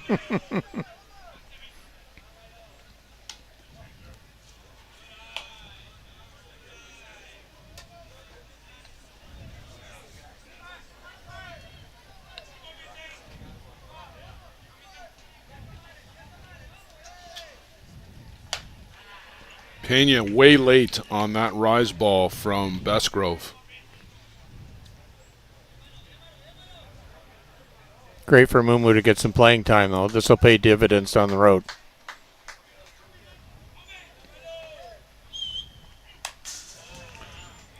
Well, you know the Gremlins have got an eye on the future. Ochoa, still plenty of years left. Same with Remeke. Cole Evans, just into his mid-20s. Mumu was in the U23 program. Besgrove obviously is not even 20 yet, I don't think. Yeah, he just turned 20. Did he just turn 20? Yep. Pena strikes out. So did everybody else this inning. 11 now for Jack Besgrove on the afternoon. We've still got ourselves a tie ball game, was what I was trying to say. Heading to the home half of the fifth, the New York Gremlins coming back up to the plate. The New York Gremlins congratulate our own Dr. Bob Nidek on his induction to the ISC Hall of Fame as this year's recipient of the Bob Welby Memorial Recognition of Service Award. Dr. Bob is a four-time ISC World Champ, winning his first two titles with the Kitchener River Shark Twins in 2008 and 2009. His second two came with us in 2018 and 2019, and he says, we're not done. Bob started in the game when he was 17 in Pennsylvania and played in a national championship in 1996. His first ISC World Tournament was 2004 in Fargo, North Dakota. Since 2012, he's been a Gremlins co-sponsor, and we couldn't be prouder of him to be recognized for all of his contributions to the game. Congratulations, Dr. Bob.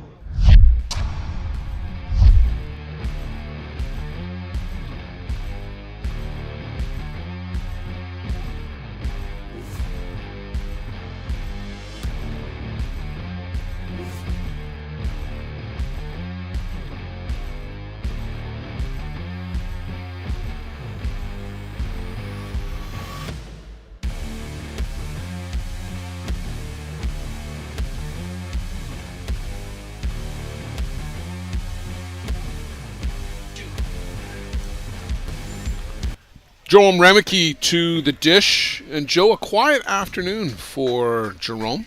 Yeah, just a ground out to the shortstop back in the first inning and a ground out to the first baseman back in the third inning.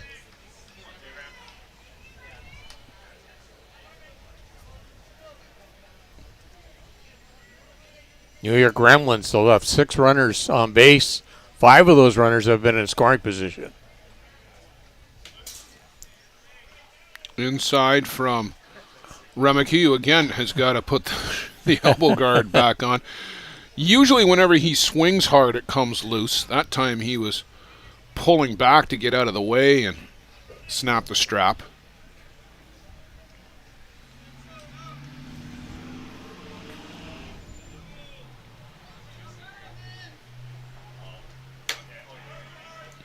Takes a look at one low.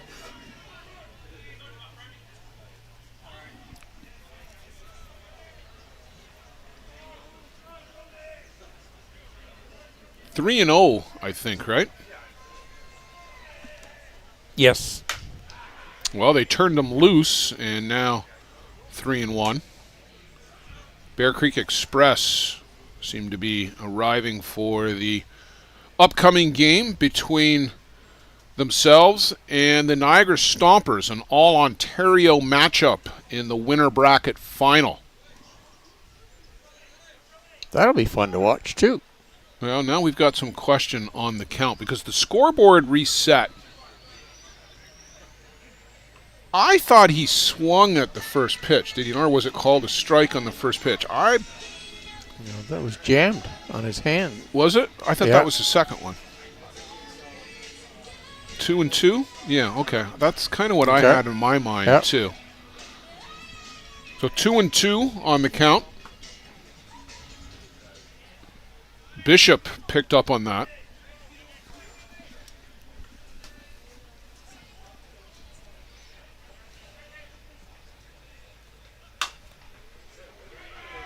And Villavazo can't go track that down. And Joe, you wonder how much the ankle played into that. I think normally he goes and gets that ball. Yes. He usually has great range to his left. You see, he was still within another step to go to get to that one. Maybe he gets it, maybe it doesn't, but I do think that's got something to do with it. Good hard hit ball, though, by Remeke. So aboard with his first base hit, Ben Anoka 0 for 2.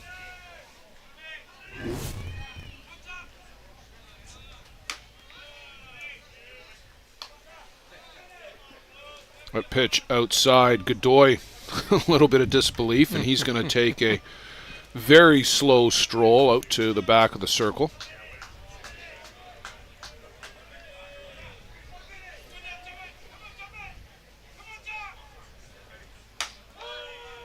There's a strike on that outside corner.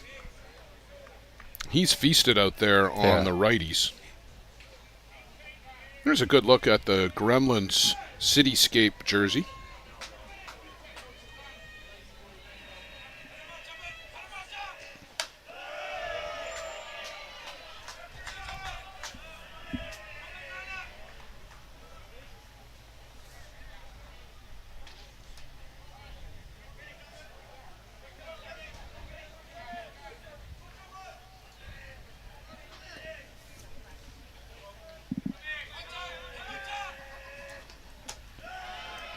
Misses downstairs. Joe, I want to say hi to Norman Ames, who is watching from a bus.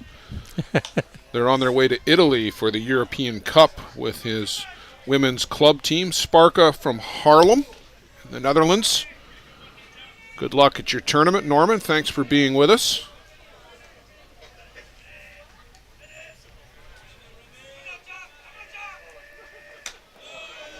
Benanoka swings over that one. Great little drop ball, though. Well, that one on the inside corner, too.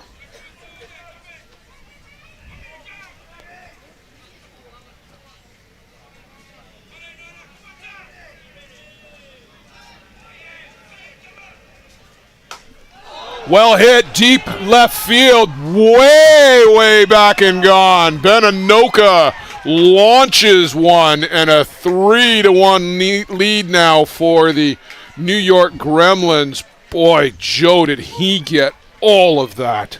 Godoy got too much of that plate, and Anoka drove it over that left field fence. Well, one of the few times he's come up over the knees all game, and a mistake, and look how far Benanoka hits this. My goodness, that is way out of here. First base number 8, Eric Ochoa.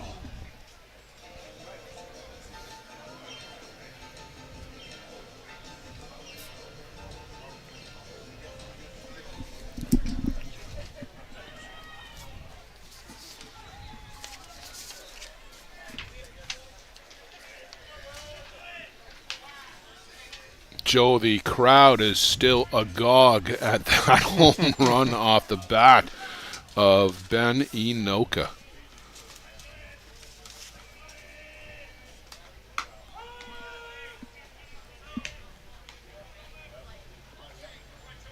Eric Ochoa looks at a first pitch strike, and Roman Godoy a little downcast out there on the pitcher's slab right now. The head is tilted down.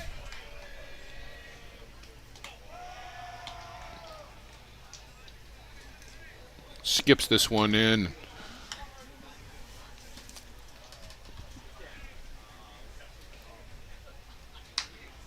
Bottom of the 5th. Gremlins now lead 3-1. Still nobody out in the inning.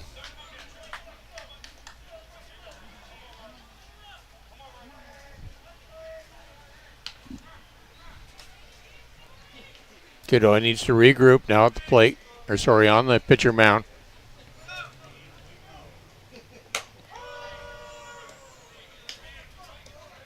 It's a lot better pitch there. Yeah, on the outside corner.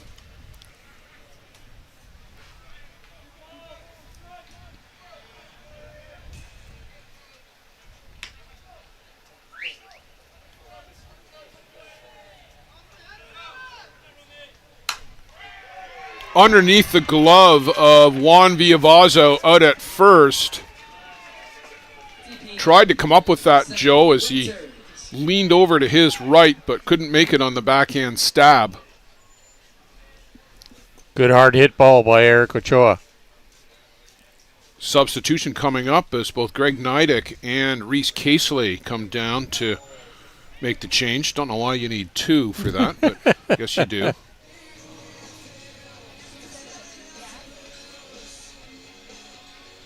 And here comes Maxi Montero, it looks like, for JB. So that'll be it for Roman Godoy. Comes undone here in the 5th inning. A monster home run off the bat of Benanoka, followed up by a hard-hit single to Eric Ochoa. And we will take a break as Max Montero will enter from stage right.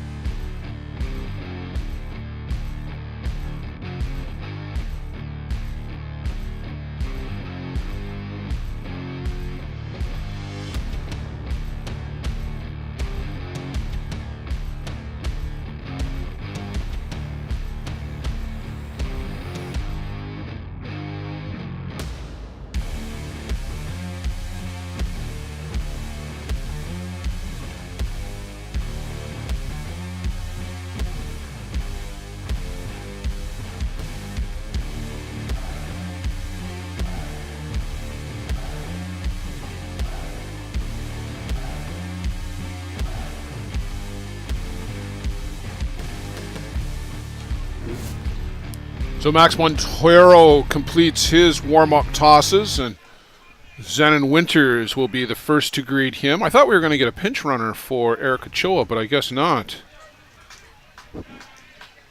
Still got some depth over there on the bench to the Gremlins. First pitch, Winters grounds to short, step on the bag.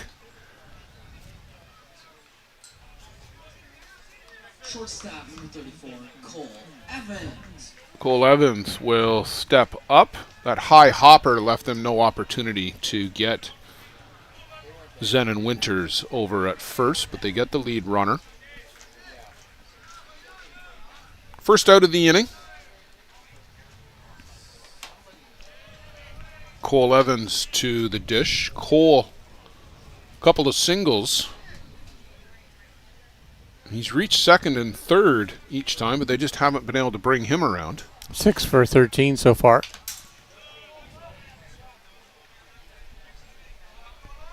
Pitching line for Roman Godoy, 4 innings, 94 pitches, 3 runs, 11 hits, 6 strikeouts, no walks.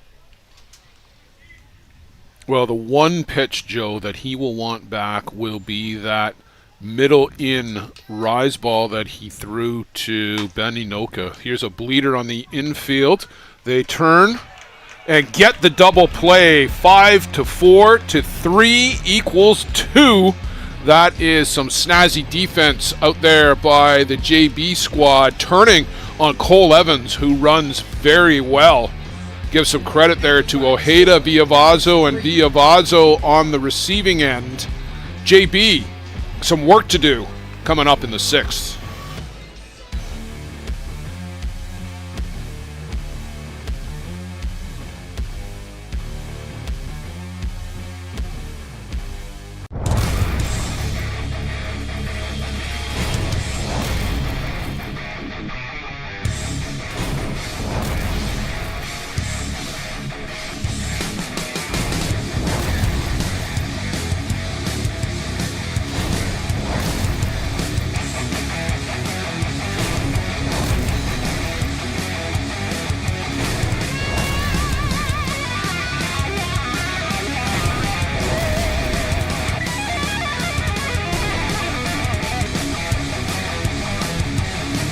For the best Bear Tent banter on the airwaves, listen to Dust Up with Hilly and Lolly. Here's some of the biggest stars chatting with 2 of Newfoundland's own, Jason Hill and Steve Mullally. It's unfiltered and uncensored. Dust Up with Hilly and Lolly, wherever you get your podcasts. Yes, bye.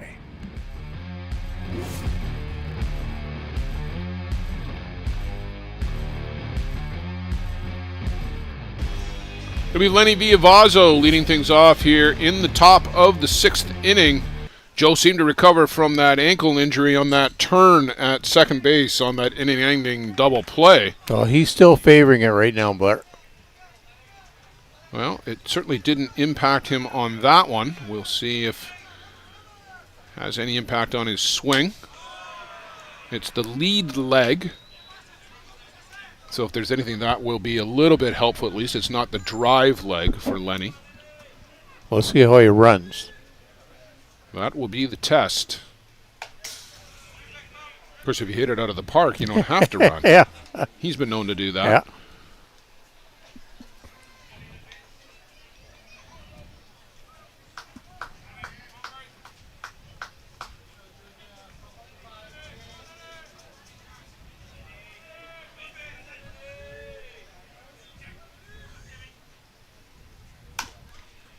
Chopper on the infield, and yeah, taking it pretty slow down to first. Cole Evans will throw out Lenny Villavazo.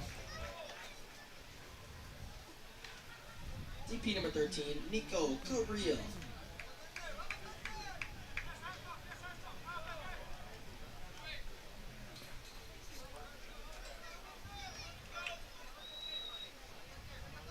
Nico Carrillo to the plate. Upstairs from Bestgrove.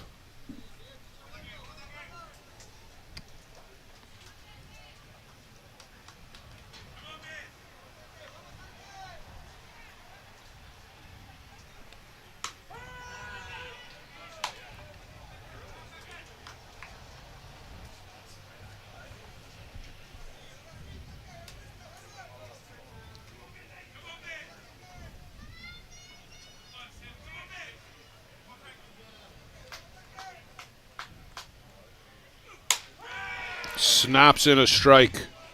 1 ball, 2 strikes on Nico Carrillo, the DP for this JB squad. Bestgrove with 89 pitches so far. That one right to the screen. Almost hit the mascot. Fortunately, didn't get our camera, I don't think. No. The umpire bailed.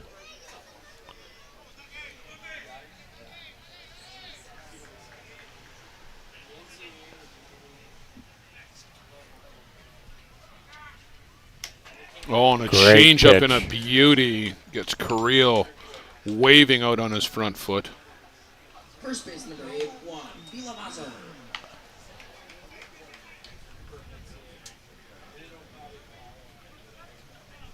J&B have to get something going here. this part of the order.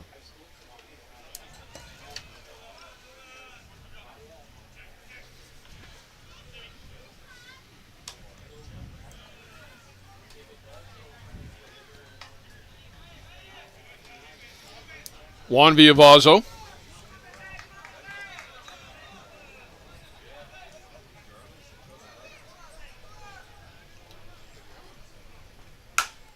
That one was lined but foul down the right side.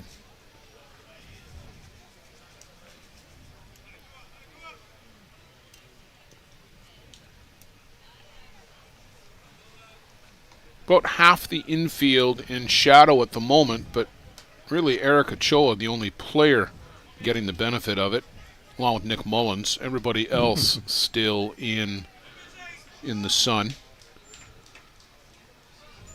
But a high fly ball now, Joe, on the left side, and you've mentioned this a couple of times, a high fly ball on the left side will be a bit of a challenge. Remeke, Evans, Waugh will be looking up, battling that sun. Remeke is shading his eyes, trying to pick up that signal.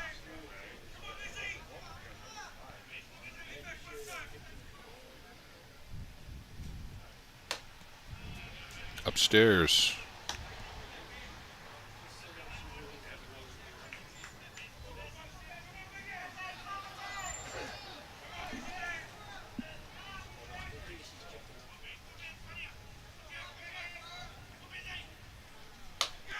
Chases upstairs. Juan Villavazo down on strikes. Down go JB in the top of the 6th inning.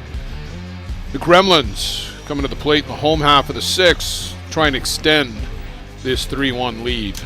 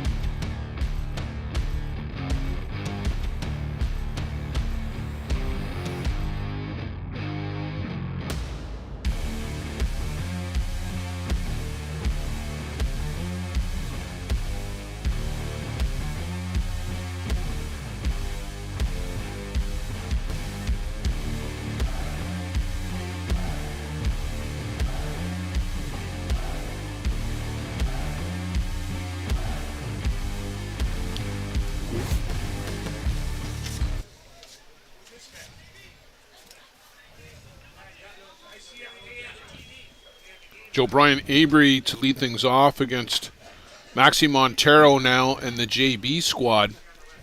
Got to throw up a couple zeros here, or at least one here in the bottom of the 6th, and then give your team a chance in the top of the 7th, but have got to keep the door firmly closed.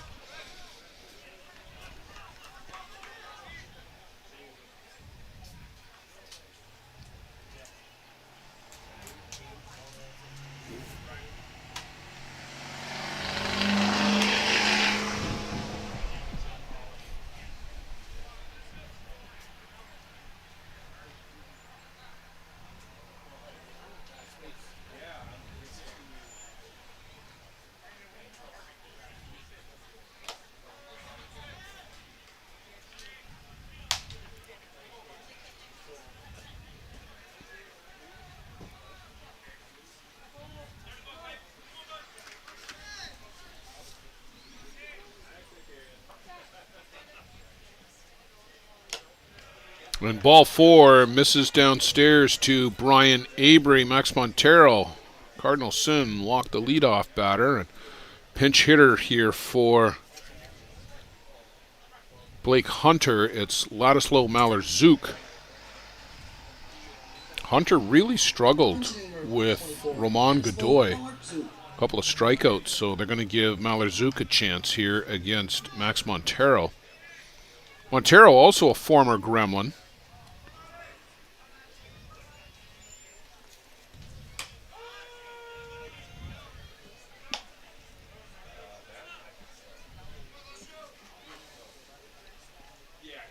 Malazuk batting for Hunter, as you had just mentioned, but out of that 8-hole, important to get some outs at that bottom part of the order. And we're going to pinch hitter for Nick Mullins in the 9 spot, too. Our good friend Wayne Laulu is on deck. Don't miss Wayne's at bats.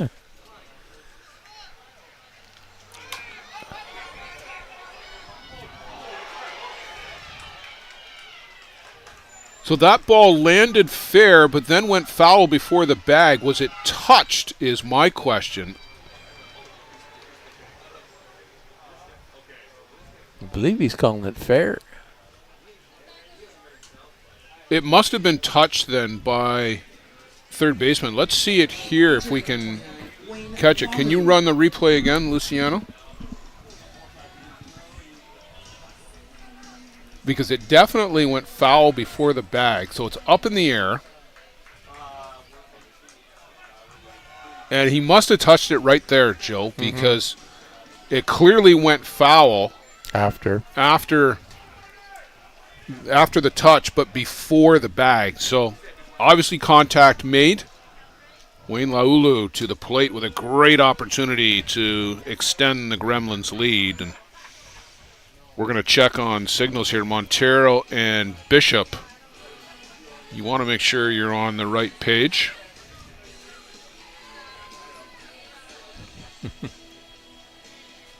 By the time Brown got out there, they were already finished. Yeah.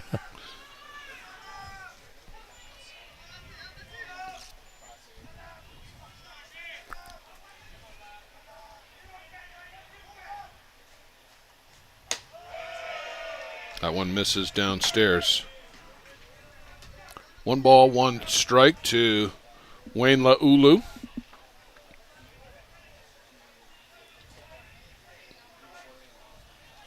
Still has one of the quickest bats around. And you see that one, he launches it up to left, but he hit the bottom of it, not the back. Going back to the fence is Fetty Eater, close to the track at least. Wayne Laulu just gets under one.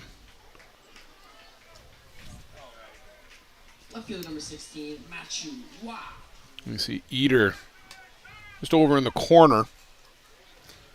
So back to the top of the shop for Matthew Waugh, 2 for 3 today. That's actually a detractor to his average. Came in batting .750, if you can believe it.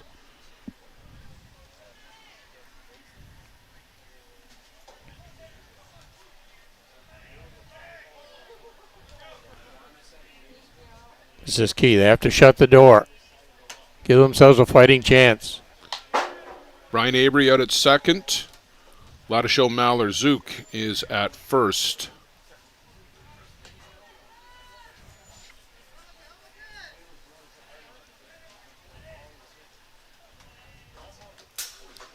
Off the screen, Bishop will have to chase that out. Wild pitch from Montero, and that moves everybody up the 60 feet. And Joe, we've seen this come back to haunt teams numerous times this week. The free bases given away on wild pitches. Well, mistakes usually run into runs.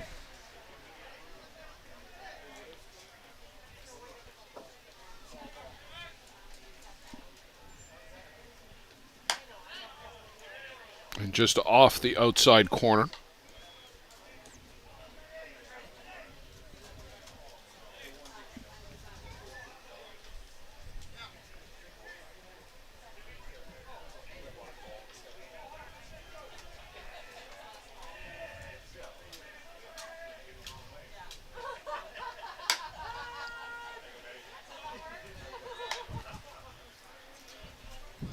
Strike on the outside corner. Matthew checking. Is that as high as we're going? Is that as far out as we're going?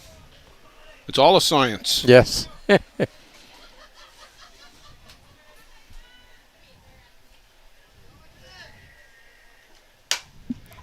Chopper on the infield. They're coming home and out at the plate. Contact play is on. The Gremlins and Greg Leather in particular love the contact play.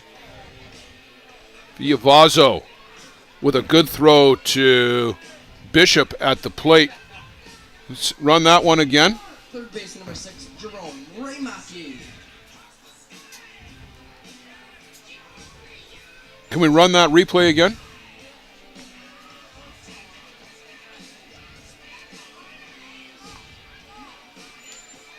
See Vivelo charge it, the scoop, and throw all in one motion. Bishop puts the tag down and gets him before he gets to the plate. But the Gremlins love the contact play on the infield, Joe. And when I talked to Greg about it, and I don't know why this works out this way, but American teams seem to run that a lot more than Canadian teams. Waugh up to second on the wild pitch.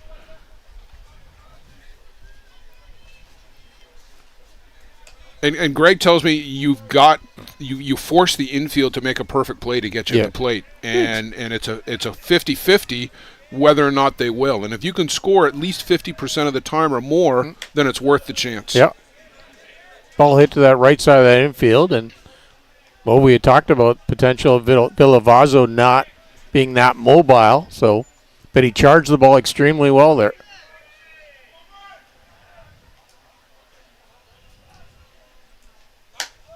Just off the outside corner. Remicky's one of those guys who likes to call his own balls and strikes just to help out the umpire. Yeah. You may have heard him say, nope, nope. Never says, yep.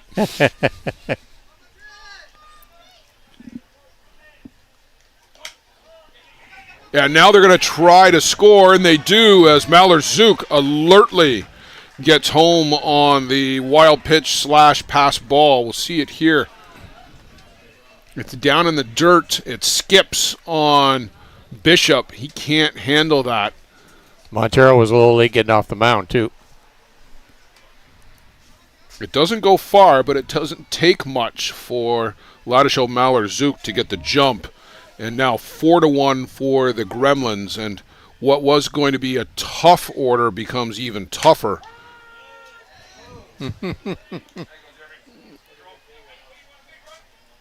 Well, Jerome Remicky was headed down to first, but he forgot to say no. Yes, that's what it was.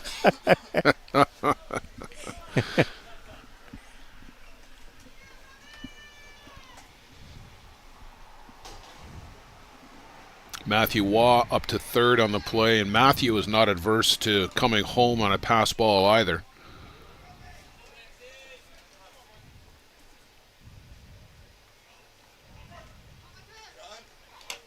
And there's ball 4 this time, and Montero is something is missing on that pitch because he's been skipping all of them in.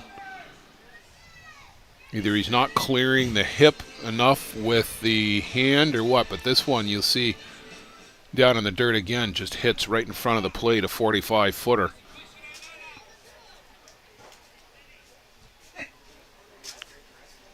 Two walks and a single since he came in the game, 26 pitches. Has not recorded a strikeout yet. Well, Benanoka to the plate. The last we saw Benanoka, he was hitting one 338 feet.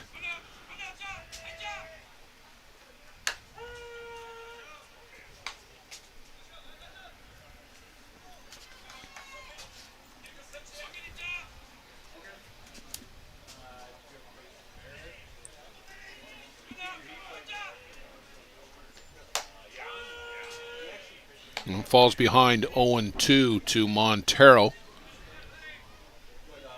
2 down in the inning, a run in on a couple of wild pitches.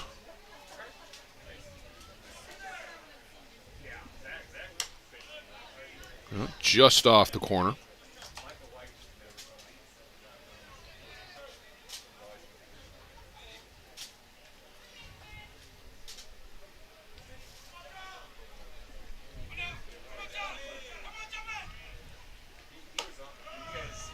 Can't get Anoka to chase.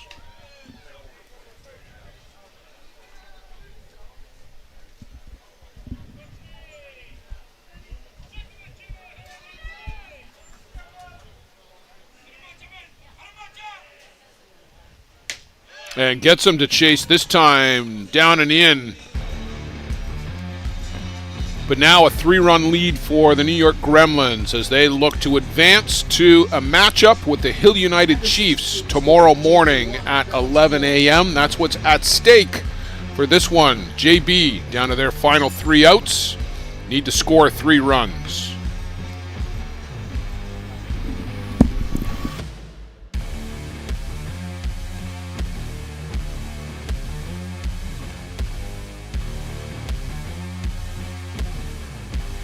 Welcome to Mont Hill Golf and Country Club. With our beautiful 27-hole golf course open to the public, we work tirelessly to ensure your time with us is second to none. Well, here you'll be able to enjoy an incredible dining experience at our very own Big Pete's Steakhouse. Play some of the best courses in the world with our state-of-the-art golf simulators. Upgrade your gear with the top brands at our pro shop, or host a stunning wedding, event, or conference inside one of our beautiful ballrooms. Learn all this and more at monthill.ca. We can't wait to see you soon. Welcome to Mont Hill. For the best bear tent banter on the airwaves, listen to Dust Up with Hilly and Lolly. Here's some of the biggest stars chatting with 2 of Newfoundland's own, Jason Hill and Steve Mullally. It's unfiltered and uncensored. Dust Up with Hilly and Lolly, wherever you get your podcasts. Pinch hitter Jorge Pena will lead off the top of the 7th inning in place of Gonzalo Ojeda for JB. Pena was in the order last game, Joe.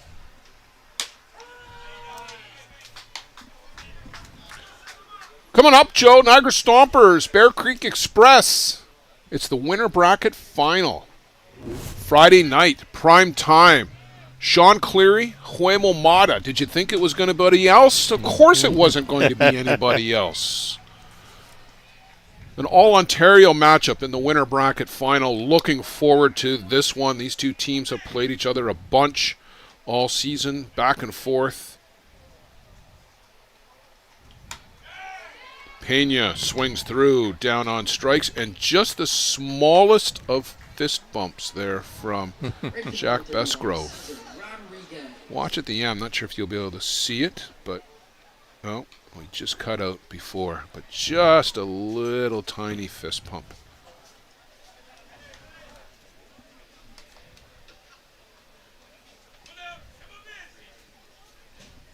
Cesar Rodriguez has accounted for JB's only run, a home run into the right field beer tent.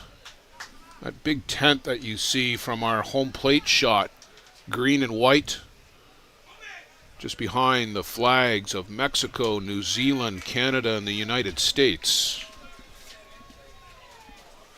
Those are the 4 countries where the teams are from that were participating in the ISC World Tournament this year. Monterrey, Mexico, the home to the Oma Tigre. Rodriguez made short work of by Besgrove. Catching number 35, Bo Bishop. Bo Bishop has not had any success figuring out Besgrove today. Joe, the strikeout count? 16. 16 big ones for Jack Besgrove. 103 pitches.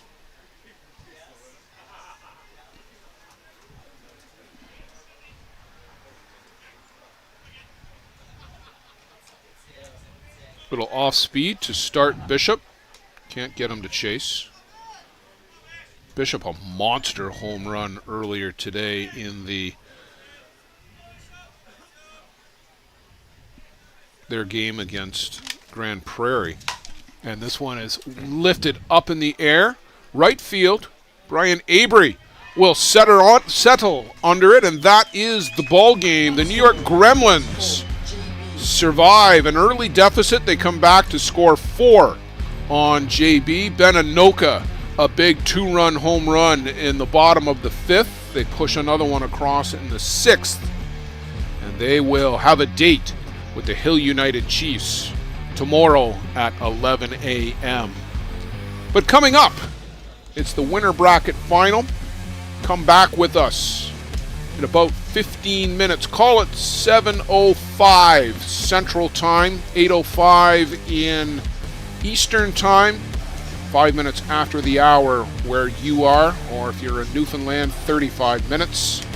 For Joe Todd, Luciano Lafrano, Carol Doreste, and our friend Lang Harrell, who stopped by, thank you all for joining us, and we'll see you on the flip side. For the latest in softball innovation, the website where you can experience the best tournaments in the Americas. Live games, news, tournaments, and much, much more. The best quality live softball, on demand so you can watch when you want. Become a Premier member now. SoftballPremierTV.com. Live it on Softball Premier.